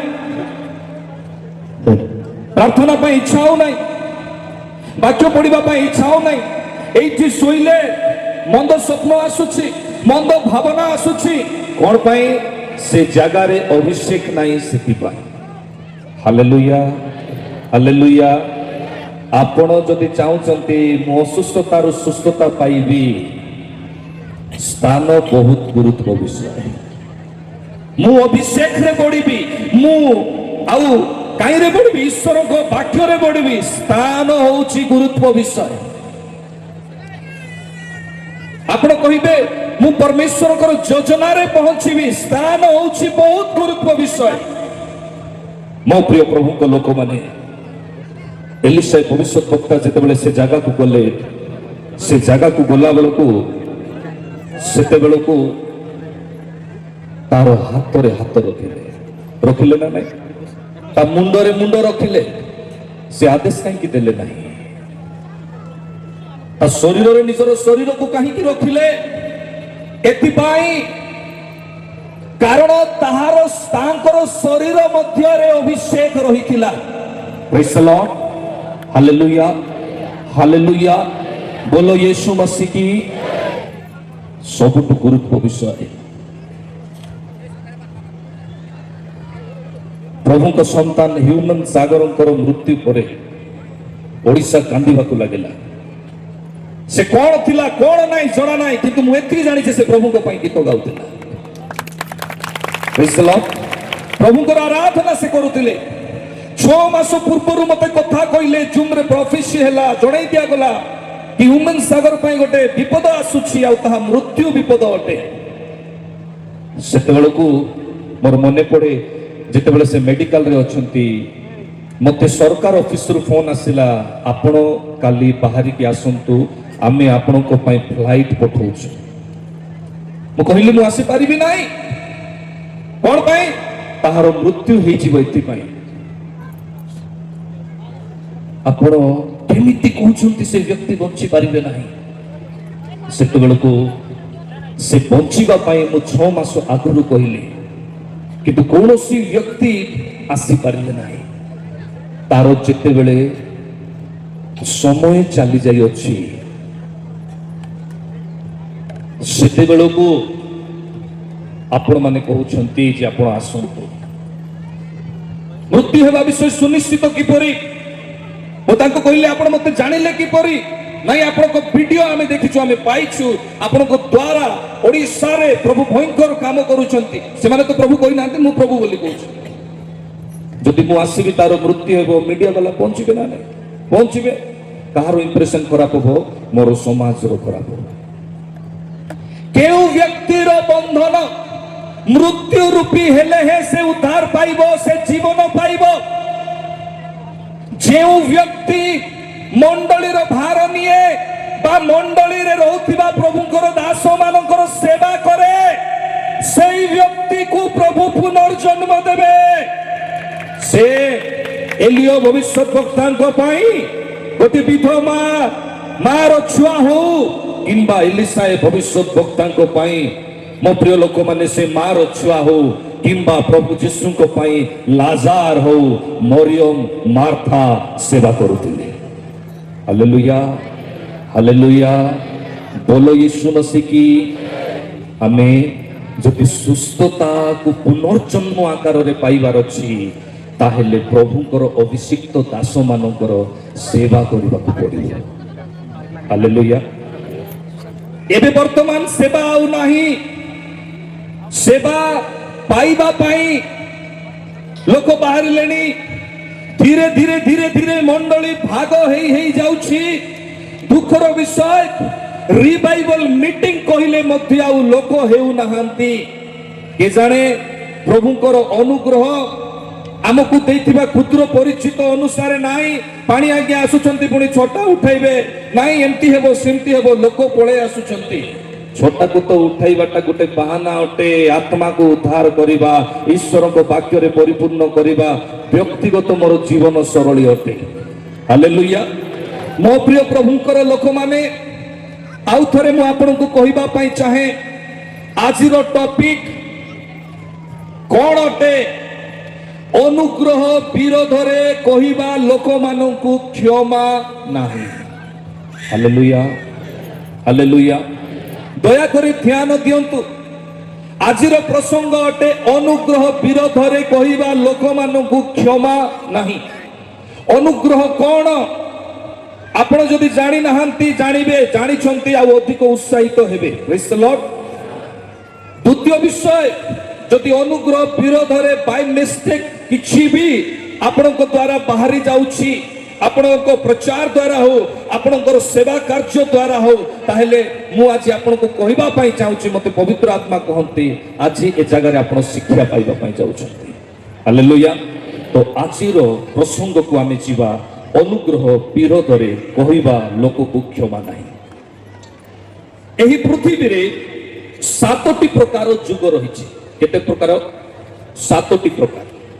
ନିଷ୍ପାପ ଯୁଗରୁ ପଞ୍ଚମ ଯୁଗ ବ୍ୟବସ୍ଥାର ଯୁଗ, ଯାହା ପ୍ରକୃତରେ ବ୍ୟବସ୍ଥାର ନିୟମ ବୋଲି ଆମେ କହୁଛୁ। Hallelujah, hallelujah. ଜଣେ ମାଇକ୍ ଧରିବେ, ପାଣି ଟିକେ ଦେବେ, ଆଉ ପଢିବା ପାଇଁ ଦୟାକରି ସାହାଯ୍ୟ କରିବେ। ଠିକ୍ ହେଲେ ନିଷ୍ପାପ ଯୁଗରୁ ବ୍ୟବସ୍ଥା ଯୁଗ, ଆଉ ବ୍ୟବସ୍ଥା ଯୁଗର ନମ୍ବର କେତେ?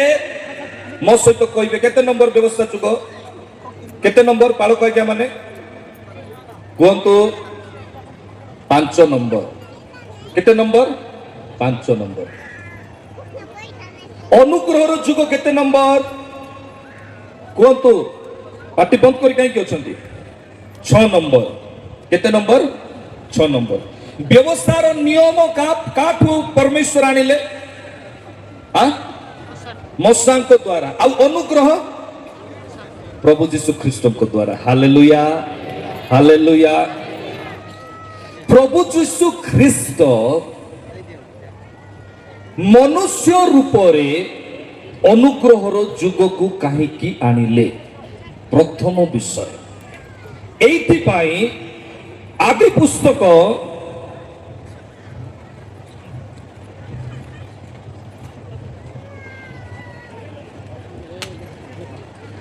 ତାର 1 ପର୍ବର 27 ପଦ।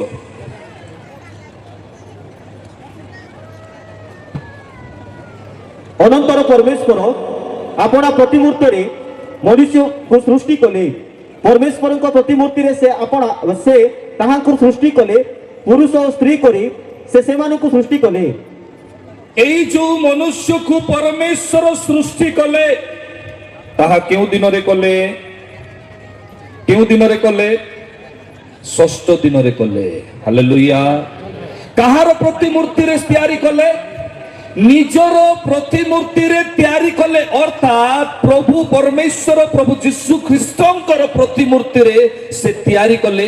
ଏଥିପାଇଁ 6 ନମ୍ବର ଯୁଗ, ଅନୁଗ୍ରହର ଯୁଗରେ ସେ ନିଜେ ମନୁଷ୍ୟ ରୂପ ଧାରଣ କରି ଆସିଲେ। ହାଲେଲୁୟା। ଆମେ ଯଦି ଦେଖୁଛୁ, ଯେଉଁ ସମୟରେ ମଶାଙ୍କ ପାଖରେ ଶୈତାନ ଯାଇକି ପହଞ୍ଚିଲା, କେତେବେଳେ? ମଶାଙ୍କର ଜୀବନ ଥିଲା ବେଳେ ନୁହେଁ, ମଶାଙ୍କର ମୃତ୍ୟୁ ପରେ। ମଶାଙ୍କର ମୃତ୍ୟୁ ପରେ ଯେତେବେଳେ ଶୈତାନ ଯାଇକି ପହଞ୍ଚୁଛି ଗୋଟେ ବିଷୟକୁ ଜାଣିବା ପାଇଁ, ତାହା କଣ ମୋ ପ୍ରିୟ ଲୋକମାନେ? ତା ପାଖରେ ସବୁ ବିଷୟ ଥିଲା, ଆଶ୍ଚର୍ଯ୍ୟ କର୍ମ ଥିଲା, ତା ପାଖରେ ଦାନ ଥିଲା, ଶକ୍ତି ଥିଲା, ସବୁ ଥିଲା, କିନ୍ତୁ ଗୋଟେ ବିଷୟକୁ ସେ ଜାଣି ପାରିଲା ନାହିଁ। ସେ ବିଷୟକୁ ସେ ଖୋଜିବା ପାଇଁ ମଶାଙ୍କୁ ଖୋଜିବାକୁ ଲାଗିଲା। ଆଉ ତାହା କଣ ଥିଲା? 40 ଦିନ ପରମେଶ୍ୱର ମଶାଙ୍କ ସହିତ କଣ କଥା ହେଲେ? Hallelujah, hallelujah. କଣ କଥା ହେଲେ? ଯଦି ଜହନ ପୁସ୍ତକ ତାର 1 ପର୍ବର 45 ପଦ ଯଦି ଆମେ ଦେଖିବା, ପଢନ୍ତୁ। ଫିଲିପିଓ ନେଥୁଲେଲଙ୍କୁ ଦେଖା ପାଇ ହଁ ଫିଲିପିଓ ନିଥୋଲିୟଙ୍କ ଦେଖା ପାଇ ତାହାଙ୍କୁ କହିଲେ ତାହାଙ୍କୁ କହିଲେ ଯାହାଙ୍କ ବିଷୟରେ ମଶା ବ୍ୟବସ୍ଥାରେ ଲେଖିଅଛନ୍ତି କିଏ ଲେଖି ଅଛନ୍ତି ମଶା ବ୍ୟବସ୍ଥାରେ ଲେଖିଅଛନ୍ତି ମଶା ବ୍ୟବସ୍ଥାରେ ଲେଖି ଅଛନ୍ତି ପୁଣି ଭାବବାଦୀ ମାନେ ମଧ୍ୟ ଲେଖିଅଛନ୍ତି ପୁଣି ଭାବବାଦୀ ମାନେ ମଧ୍ୟ ଲେଖି ଅଛନ୍ତି ଆମ୍ଭେମାନେ ତାହା ଆମ୍ଭେମାନେ ତାହାଙ୍କର ଦେଖା ପାଇଅଛୁ ହାଲେଲୁୟା ମୂଷା କାହା ବିଷୟରେ ଲେଖିଲେ ପ୍ରଭୁ ଯୀଶୁଙ୍କ ବିଷୟରେ ଲେଖିଲେ ପ୍ରେଜ୍ ଦ ଲର୍ଡ ହାଲେଲୁୟା ପ୍ରଭୁ ଯୀଶୁଙ୍କ ବିଷୟରେ ଲେଖିଲେ କିଏ ମଶା ଲେଖିଲେ ପ୍ରଭୁ ଯୀଶୁଙ୍କ ବିଷୟକୁ ଜାଣିବା ପାଇଁ ଶୈତାନ କଣ କରୁଛି ମଶାର ଶବକୁ ଖୋଜୁଛି ହାଲେଲୁୟା ହାଲେଲୁୟା କାର ଶବକୁ ମଶାର ଶବକୁ ପ୍ରଭୁ ଯୀଶୁଙ୍କ ବିଷୟ ଜାଣିବା ପାଇଁ ପ୍ରଭୁ ଯୀଶୁଙ୍କ ବିଷୟ ଜାଣିବ କେମିତି ଯଦି ଆମେ ଜିଜିକାଲ 28 ପର୍ବର 3 ପଦ ଯଦି ଆମେ ଦେଖିବା ଜିଜିକାଲ 28 ପର୍ବର 3 ପଦ ଯଦି ଦେଖିବା ଦେଖ ତୁମ୍ଭେ ଦାନିଏଲ ଅପେକ୍ଷା ଜ୍ଞାନୀ ଦାନିଏଲ ଅପେକ୍ଷା ତୁମେ ଜ୍ଞାନୀ କୌଣସି ନିଗୁଡ କଥା କୌଣସି ପ୍ରକାର ନିଗୁଡ କଥା ଲୋକମାନେ ତୁମଠାରୁ ଗୋପନ କରି ନ ପାରନ୍ତି ଲୋକମାନେ ଲୁଚାଇ ପାରିବେ ନାହିଁ କିଏ ଦାନିଏଲ ଅପେକ୍ଷା ଜ୍ଞାନୀ ତାର 13 ତୁମ୍ଭେ ପରମେଶ୍ୱରଙ୍କର ଉଦ୍ୟାନ ଏଦନରେ ଥିଲ ପୁଣି ଓଟମଣି ଅନେକ ବିଷୟ ଏଦନ ଉଦ୍ୟାନରେ କିଏ ପଶିଗଲା ସର୍ପ କିଏ ପଶିଲା ଶୈତାନ ହାଲେଲୁୟା ସେ କେତେ ଜ୍ଞାନୀ ନାଇଁ କି ଉଦ୍ୟାନକୁ ଖୋଜିଲେ ଆମେ କେତେବେଳେ କୁଆଡେ ପୃଥିବୀରେ ପାଉଛୁ ସେ ଉଦ୍ୟାନକୁ ଖୋଜିକି ଭିତରେ ପଳେଇଛି ଭିତରେ ଯାଇଛି ନା ନାଇଁ ଉଦ୍ୟାନକୁ ଖୋଜିକି ସେ ଭିତରେ ପଳେଇଲା ହେଲେ ଉଦ୍ୟାନକୁ ଖୋଜିକି ଭିତରେ ଗଲା ପରେ ମନୁଷ୍ୟ ଭିତରେ ସେ ପଶି ପାରିଲା ନାହିଁ ହାଲେଲୁୟା ହାଲେଲୁୟା କାହା ଭିତରେ ପଶିଲା ସାପ ଭିତରେ ପଶିଲା ତାର ଅର୍ଥ କଣ ମନୁଷ୍ୟ ଭିତରେ ସେ ସେତେବେଳେ ଯାଏ ପଶି ପାରିବ ନାହିଁ ଯେତେବେଳେ ଯାଏ ମନୁଷ୍ୟ ବାକ୍ୟକୁ ଅମାନ୍ୟ କରି ପାପ କରିବ ନାହିଁ ହାଲେଲୁୟା ହାଲେଲୁୟା ହାଲେଲୁୟା ଯେତେବେଳେ ମନୁଷ୍ୟ ପାପ କରିବ ଭୁଲ କରିବ ସେ ତା ଭିତରେ ପଶିବ ମୂଷାଙ୍କର ଶବକୁ ପାଇବା ପାଇଁ ଦୂତଙ୍କ ପାଖରେ କହିଲା ଏ ହେଉଛି ମୋହର ଅଧିକାର କାହିଁକି ଏ ଲୋକ କ୍ରୋଧୀଟା ମୁଁ ଜାଣିବା ପାଇଁ ଚାହୁଁଛି ସେ ପ୍ଲାନ ବିଷୟରେ ସେ କହୁଛି ତାକୁ ଜାଣିବା ପାଇଁ ଇଚ୍ଛା ସେ ଯୋଜନା ବିଷୟରେ ଅନୁଗ୍ରହ ବିଷୟରେ ପ୍ରଭୁ ଯୀଶୁଙ୍କ ବିଷୟରେ ହେଲେ ସେ କହିଲା ଇଏ ଲୋକ କ୍ରୋଧୀ ଆର ଶାରୀରିକ ଦୁର୍ବଳତା ରହିଛି ପ୍ରଭୁଙ୍କର ଦୂତ କହିଲେ ଏହାଙ୍କ ପରି ନମ୍ର କେହି ନାହାନ୍ତି ତୋର ଜାଣିବାର ଅଧିକାର ହିଁ ନାହିଁ ହାଲେଲୁୟା ହାଲେଲୁୟା ଆପଣଙ୍କର ଇଚ୍ଛା ଅଛି ଆପଣ ଆଗକୁ ବଢିବାର ଅଛି ଆପଣଙ୍କର ଇଚ୍ଛା ଅଛି ଆପଣ ଆଗକୁ ବଢିବାର ଅଛି ଆପଣଙ୍କର ଇଚ୍ଛା ଅଛି ଆପଣଙ୍କୁ ଅଭିଷେକରେ ବଢିବାର ଅଛି ବାକ୍ୟର ନିଗୁଡ ତତ୍ତ୍ୱରେ ବଢିବାର ଅଛି ଓ ପରମେଶ୍ୱରଙ୍କର ଯୋଜନାରେ ଯାଇକି ପହଞ୍ଚିବାର ଅଛି କଣ କରିବାକୁ ପଡିବ ଜାଣିଛନ୍ତି ପରମେଶ୍ୱର କହିଲେ ତୁମ୍ଭେ ତାହାର ମସ୍ତକକୁ ଚୂର୍ଣ୍ଣ କରିଦେବ ମସ୍ତକରେ କଣ ଅଛି 3ଟି ଅଙ୍ଗ ଅଛି ଗୋଟିଏ ହେଉଛି ପାଟି ଆଉ ଗୋଟେ ହେଉଛି ଆଖି ଆଉ ଗୋଟେ ହେଉଛି କାନ ଯେତେବେଳେ ଆମେ ସମସ୍ତେ ପ୍ରଭୁ ଯୀଶୁ ଖ୍ରୀଷ୍ଟଙ୍କର ରକ୍ତରେ ଧୌତ ହେଲୁ ଯଦି ଆମେ ଦେଖୁଛୁ ପ୍ରଭୁ ଯୀଶୁଙ୍କ ନିକଟରେ ବାହିନୀ ଭୂତ କହେ ମତେ ଘୁଷୁରୀ ମାନଙ୍କ ଭିତରେ ଯିବା ପାଇଁ ପରମିଶନ ଦିଅ ଏଲାଉ କର ଯେଉଁମାନେ ପ୍ରଭୁ ଯୀଶୁଙ୍କର ଖ୍ରୀଷ୍ଟଙ୍କର ରକ୍ତରେ କିଣା ଯାଇଅଛନ୍ତି ସେମାନଙ୍କୁ ଶୈତାନ ପରମିଶନ ମାଗିବ କି ମତେ ଭୁଲ କରିବାର ଅଛି ପାପ କରିବାର ଅଛି ଆପଣ କଣ କରିବେ ଏମିତି ହେଇଥିଲେ ଭଲ ହେଇଥାନ୍ତା ନାଇଁ କି ସେମିତି ହେଇଥିଲେ ଭଲ ହେଇଥାନ୍ତା ନାଇଁ କି ମୁଁ ଦେଖିଥିଲି ମୁଁ ଶୁଣୁଛି ମୋ ପାଟିରେ କହୁଛି ଏମିତି ଆମେ କରିବା ଅଧିକାର କିଏ ଦେଲେ ଯେଉଁ ମସ୍ତକକୁ ଚୂର୍ଣ୍ଣ କରି ଦିଆଯାଇଥିବା 3ଟି ଅଙ୍ଗ କାନ ପାଟି ଆଉ ଆଖି ଅଧିକାର ଦଉଛି କିଏ ଦଉଛି ଆମର କର୍ଣ୍ଣ ଆମର ମୁଖ ଅଧିକାର ଏମିତି କରିବା ଏମିତି ଏନ୍ଜୟ କରିବା ସେମିତି କରିବା ବେସିକାଲି ତ ଯୌବନ ଅବସ୍ଥାରେ ରହିଥିବା ଲୋକମାନଙ୍କୁ କହିବାକୁ ପଡିବ ନା एमती भेट होइजिबा अमको कलर ड्रेस पिंदिबा सेमती एन्जॉय करिबा अमको करिबा समको करिबा अधिकार दउचंती कि नाही तार अर्थ से माने कोन कले मंद शक्ति को अधिकार दे देले जे तमे हमर दुईटी मंदिर को तमे शरीर भितर प्रवेश करिकी नष्ट करि दियो जे अंग को चूर्ण करा जाई अछि जहांकर नाम द्वारा यीशु ख्रीस्त नाम द्वारा यीशु ख्रीस्त द्वारा जहाँ को दे हमें अधिकार प्राप्त होइछु आउ से अधिकार को शैतान कोन कला देखिला प्रभु तुमर अधिकार छोड़े कि नहीं गले एथिपाई मु कोन करिबी ना 12 इंच रो मोबाइल आउ 3 इंच रो मोबाइल रे मु से मान को देखै दिबी से माने नीचे ही मते कोन करिवे अधिकार देबे लोक कथा है कि नष्ट हो जाउछंती लोक देखि कि नष्ट हो जाउछंती लोक सुनी कि नष्ट हो जाउछंती आमे ए पृथ्वीर आरंभरू केवल क्रिश्चियन धर्म कथा मु कहू नाही जिहुदी धर्म ईश्वरंकर वाक्य आरंभरू आमको प्रभु अधिकार देले तीनोटी अंग को जागृत करिबा पई गोटे व्यक्ति पूछी गले महात्मा गांधी आउ कहिले मु खराब कथा सुनिबि नै खराब कथा देखबि नै खराब कथा कहबि नै देश को स्वाधीन कर देले आमे स्वाधीन होई पारु नो सतना नै काहे कि हमर तीनोटी अंग को आमको पवित्र रूप रे रखिबा को पड़िबो praise the Lord hallelujah hallelujah मो प्रिय ईश्वरकर लोक माने वर्तमान आम स्पष्ट और प्रांजल भाव ईश्वर वाक्य को बुझा चेष्टा करवा जेते बेले प्रभु यीशु ख्रीस्त पृथ्वी रे आसिले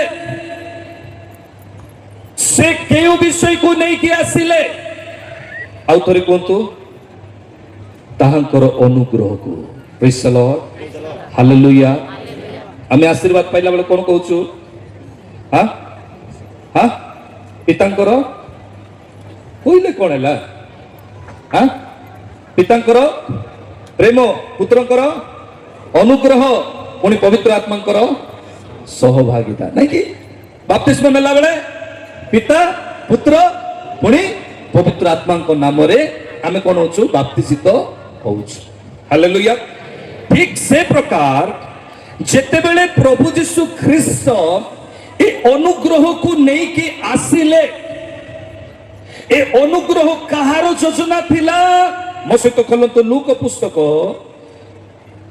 4 पर्व तार 19 आउ 20 आउ प्रभुଙ୍କ अनुग्रहर वर्ष घोषणा करबाकू से मते प्रेरणा करियोछन्ती हां प्रभु यीशु ख्रीस्त कहंती आउ प्रभुଙ୍କର अनुग्रह वर्ष घोषणा करबाकू से मते प्रेरणा करियोछन्ती हालेलुया हालेलुया एठी जदि आपण स्पष्ट भाव रे देखिबे से कहंती कोन 20 पदरे परे से पुस्तक बंद करी परिचारक को हां ताहा फेराई देई उपवेशन कले आ समाज गृह रे समस्तक दृष्टि ताहाक ऊपर स्थिर रही हां स्थिर होई की रहिला एठी प्रभु जेते बेले प्रभु यीशु ख्रीस्त जेते बेले अनुग्रह को आनिले मोसांक द्वारा जेपरी आमे सुनुछु ना कोन मो प्रिय ईश्वर को लोक माने व्यवस्थार नियम आसिला ठीक सही परी प्रभु यीशु ख्रीस्त को द्वारा अनुग्रह आसिला हालेलुया हालेलुया आज जदि अनुग्रह हे पाई न थांतु आमे इठी ठियाई थांतु आपण कोन इठी पसी थांते हां हाई मारी मारी कोन वाक्य सुनी थांते सेते बलर मंडली परी हेले आपण को बांधी की पर्वत ऊपर को नहीं कर नदी रे फिंगी देतांते आज अनुग्रह मिली बोली सिना हाई मारी मारी हेले वाक्य सुनुचंती नहीं की हालेलुया हालेलुया जदि प्रभु यीशु ख्रीस्त को द्वारा जो अनुग्रह आसिला आ सही अनुग्रह रे प्रथम विषय जदि आमे देखिबा जहन पुस्तक तार 2 पर्वर 11 पद रे कोन लिखा जाए शीघ्र शीघ्र ଯୀଶୁ ଏହି ପ୍ରକାରେ ହଁ ଗାଲିଲିର କାନାନରେ ଆଶ୍ଚର୍ଯ୍ୟ କର୍ମ ଆରମ୍ଭ କରି ଆପଣା ମହିମା ପ୍ରକାଶ କଲେ। ହଁ ପିତାଙ୍କର ମହିମାକୁ ପ୍ରକାଶ କରିବା ପାଇଁ ପ୍ରଭୁ ଯୀଶୁ ଖ୍ରୀଷ୍ଟ ତାଙ୍କରି ଅନୁଗ୍ରହକୁ ଆଣିଲେ। Hallelujah hallelujah. ଅନୁଗ୍ରହରେ କ'ଣ ଅଛି କୁହନ୍ତୁ ମୋ ସହିତ? ପିତାଙ୍କ ପାଇଁ ମହିମା ଅଛି। ହାଲେଲୁୟା। ପିତାଙ୍କ ପାଇଁ କ'ଣ ଅଛି? ଗୌରବ ଅଛି। ଦିନେ ଜହନ କହନ୍ତି, କ'ଣ କହନ୍ତି ନା ପ୍ରଥମ ଜହନ ତାର 4 ପର୍ବର 2 ପଦରେ କ'ଣ କହନ୍ତି? ଶୀଘ୍ର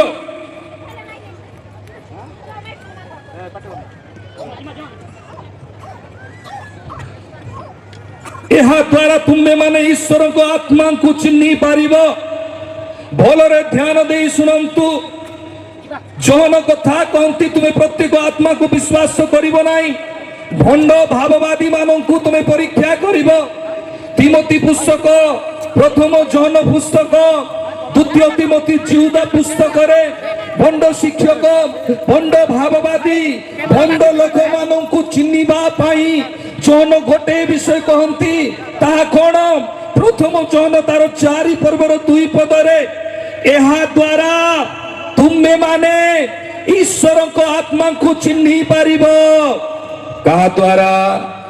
ଯୀଶୁ ଖ୍ରୀଷ୍ଟ ଯେ ଦେହବନ୍ତ ହୋଇ ଆସିଅଛନ୍ତି। Hallelujah hallelujah.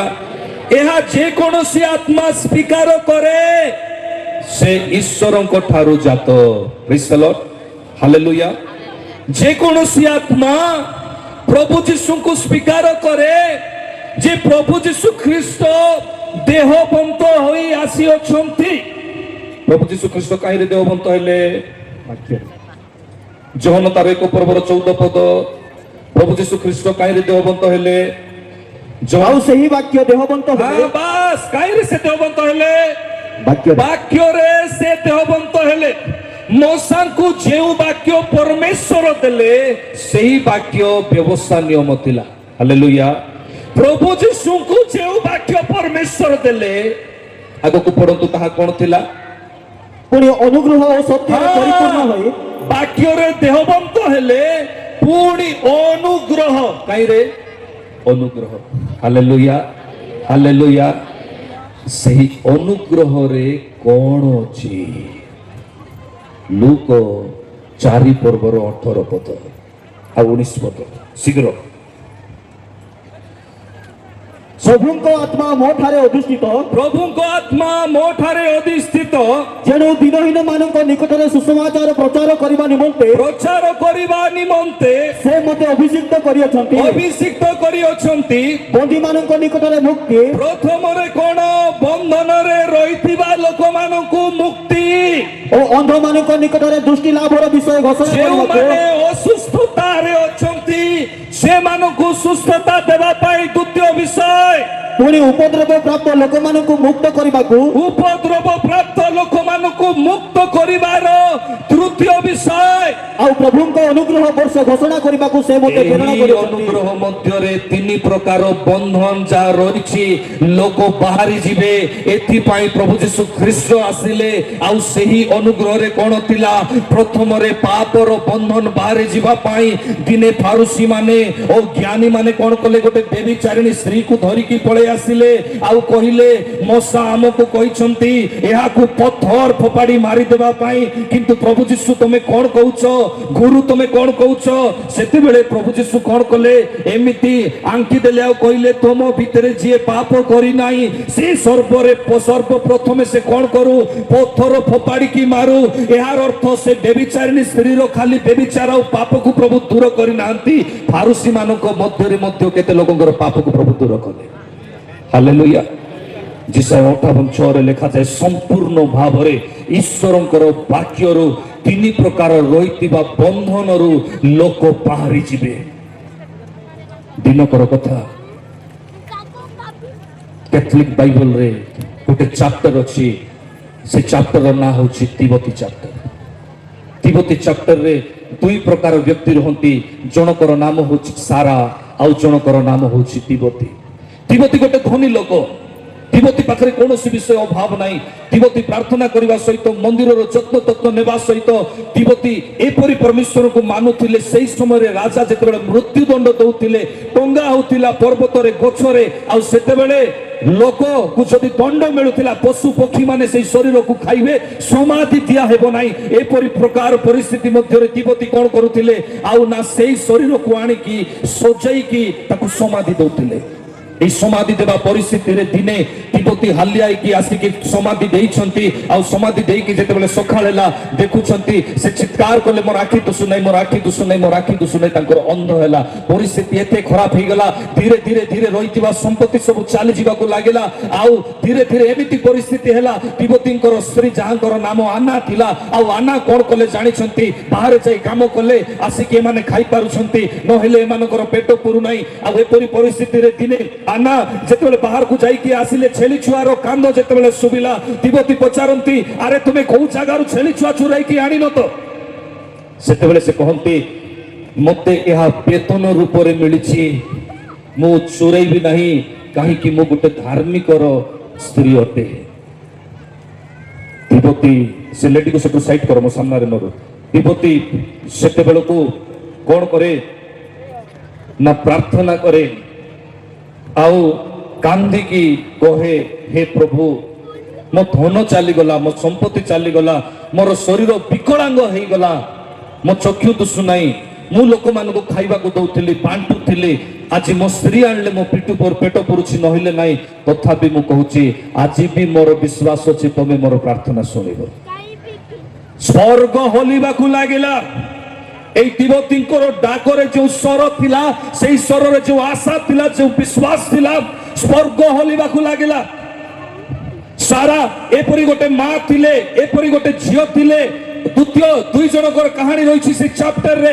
সারা যাহাকু বি বাহা হইব, জিউদি নিয়ম অনুসারে 7 দিন বাহাঘর কোণ, গোটিয়ে দিন পূরণ হেবা পূର୍ବରୁ, সারার বড় হেবা পূର୍ବରୁ তার জীবন চালি যাଉଥିଲା। জনকর জীবন গলা, 2 জনকর জীবন গলা, 3 জনকর জীবন গলা, 7 জনকর জীবন গলা পরে সারাকু লোক কইবাকু লাগিলে, ভৌণী মানে মা মানে কইবাকু লাগিলে, আরে অলক্ষণী, নিজে কাইকি মরি যাউনু, অন্য লোক মানকু মারি দউଛୁ। সারা কহিলে, ମୋ ପିତା ରଘୁବେଲ ଗୋଟେ ଏତେ ବଡ଼ ଧନୀ ଲୋକ, ଆତ୍ମିକ ଲୋକ, ଭକ୍ତି ଲୋକ, ମୁଁ କେମିତି ଆତ୍ମହତ୍ୟା କରିପାରିବି? ଆଜି ବି ମୁଁ ଯାଉଛି ଆଣ୍ଠୁ ଭାଙ୍ଗିବି। ଆଣ୍ଠୁ ଭାଙ୍ଗିକି ସେ ଯେତେବେଳେ ଡାକିବାକୁ ଲାଗିଲା, ହେ ପ୍ରଭୁ ଜୀବନ୍ତ ପରମେଶ୍ୱର, ଆଜି ବି ମୁଁ ବିଶ୍ୱାସ କରିଛି ଏ ଦୁଃଖିନୀର ଦୁଃଖକୁ ତମେ ଦୂର କରିବ। ସ୍ୱର୍ଗ ହଲିବାକୁ ଲାଗିଲା। ପରମେଶ୍ୱର ଗୋଟେ ଦୂତଙ୍କୁ ଡାକିଲେ। 7ଟି ପରାକ୍ରମୀ ଦୂତରୁ ଗୋଟେ ଦୂତଙ୍କୁ ଡକା ହେଲା। ଆଉ ସେ ଦୂତଙ୍କୁ ଯେତେବେଳେ ଡକା ହେଲା, କୁହାଗଲା, ଏ 2 ଜଣଙ୍କର ସମାଧାନ ହେବାର ଅଛି। ଏହାର ବାହା ହେବ, ଆଉ ତାହାର କଣ ହେବ ନା ସେ ଯେପରି ସମ୍ପତ୍ତିରେ ପରିପୂର୍ଣ୍ଣ ହବ, ସେ ସୁସ୍ଥତା ହେବ। ଆନା ବସିଛି ତିମୋଥୀ ସହିତ। ତିମୋଥୀ କହୁଛନ୍ତି, କେତେ ଦିନ ଖାଇବା, କିଛି ଦିନ ପରେ ଖାଇବାକୁ ନାହିଁ। ମୁଁ ଗୋଟେ ଜାଗାରେ ଟଙ୍କା ଦେଇଥିଲି, ମୋ ପୁଅ ତିମୋଥିଆସ, ତୁ ଯା ସେ ଜାଗାରେ ଉଦ୍ଧାର ପଇସା ତୁ ମାଗିକି ଆ। আনা কইব, তার মুহ দেখি দেখি বঞ্চুছি, কিন্তু জীবি কেমিতি, যদি কালে তার যদি কৌশি অসুবিধা হয়েযিব, কোন পরিস্থিতি হব, এপরি পরিস্থিতি মধ্যে মো প্রিয় ঈশ্বরଙ୍କ লোক মানে সে কহନ୍ତି যে তুমি তার কোন বন্ধুকে ডাকিকি নেইকি আস। যদি বিশ্বস্ত লোক যদি মিলুছন্তি, নিশ্চিত ভাবে আউ সে যাইকি টঙ্কা নেইকি আসি পারিবে বাহারকু। যেতেবেলে তিমোথীর পুଅ তিমোথিয়াস ঠিয়া হইকি লোক খোঁজিবা পাই বাহারিলে, এই রাফেল দূত যে কি মনুষ্য রূপরে ঠিয়া হইছন্তি, আউ কହୁছন্তি মু গোটে নগরকু ବାହାରିଛି, ଯେଉଁ ନଗରକୁ ଏ ଯିବାକୁ ବାହାରିଛି। ହାଲେଲୁୟା। ରାଫେଲ ଦୂତ ଆଉ ତିମୋଥିଆସକୁ ତିମୋଥୀ ପଠାଇ ଦିଅନ୍ତି। ବହୁତ ସର୍ଟକଟ ଭାବରେ କହୁଛି। ଗଲା ବେଳକୁ ଏତେ ଆଶ୍ଚର୍ଯ୍ୟ କର୍ମ ହୁଏ, ସେ ସବୁ ଆଶ୍ଚର୍ଯ୍ୟ କର୍ମକୁ ଯେତେବେଳେ ରାଫେଲ ଦୂତ ମଣିଷ ରୂପରେ ରହିଥାନ୍ତି, ସେ ସମୟରେ ତିମୋଥିଆସ ଦେଖି ଦେଖି ଦେଖି ଦେଖି ବିଶ୍ୱାସ କରେ। ଏପରି ପରିସ୍ଥିତି ମଧ୍ୟରେ ଗୋଟେ ମାଛ ସହିତ ସଂଘର୍ଷ କରିବାକୁ ପଡ଼େ। ମାଛକୁ ମାରିବା ପାଇଁ ରାଫେଲ ଦୂତ ଆଜ୍ଞା ଦିଅନ୍ତି, ଆଉ ତାପରେ କାଟିକି ରୋଷେଇ କରିକି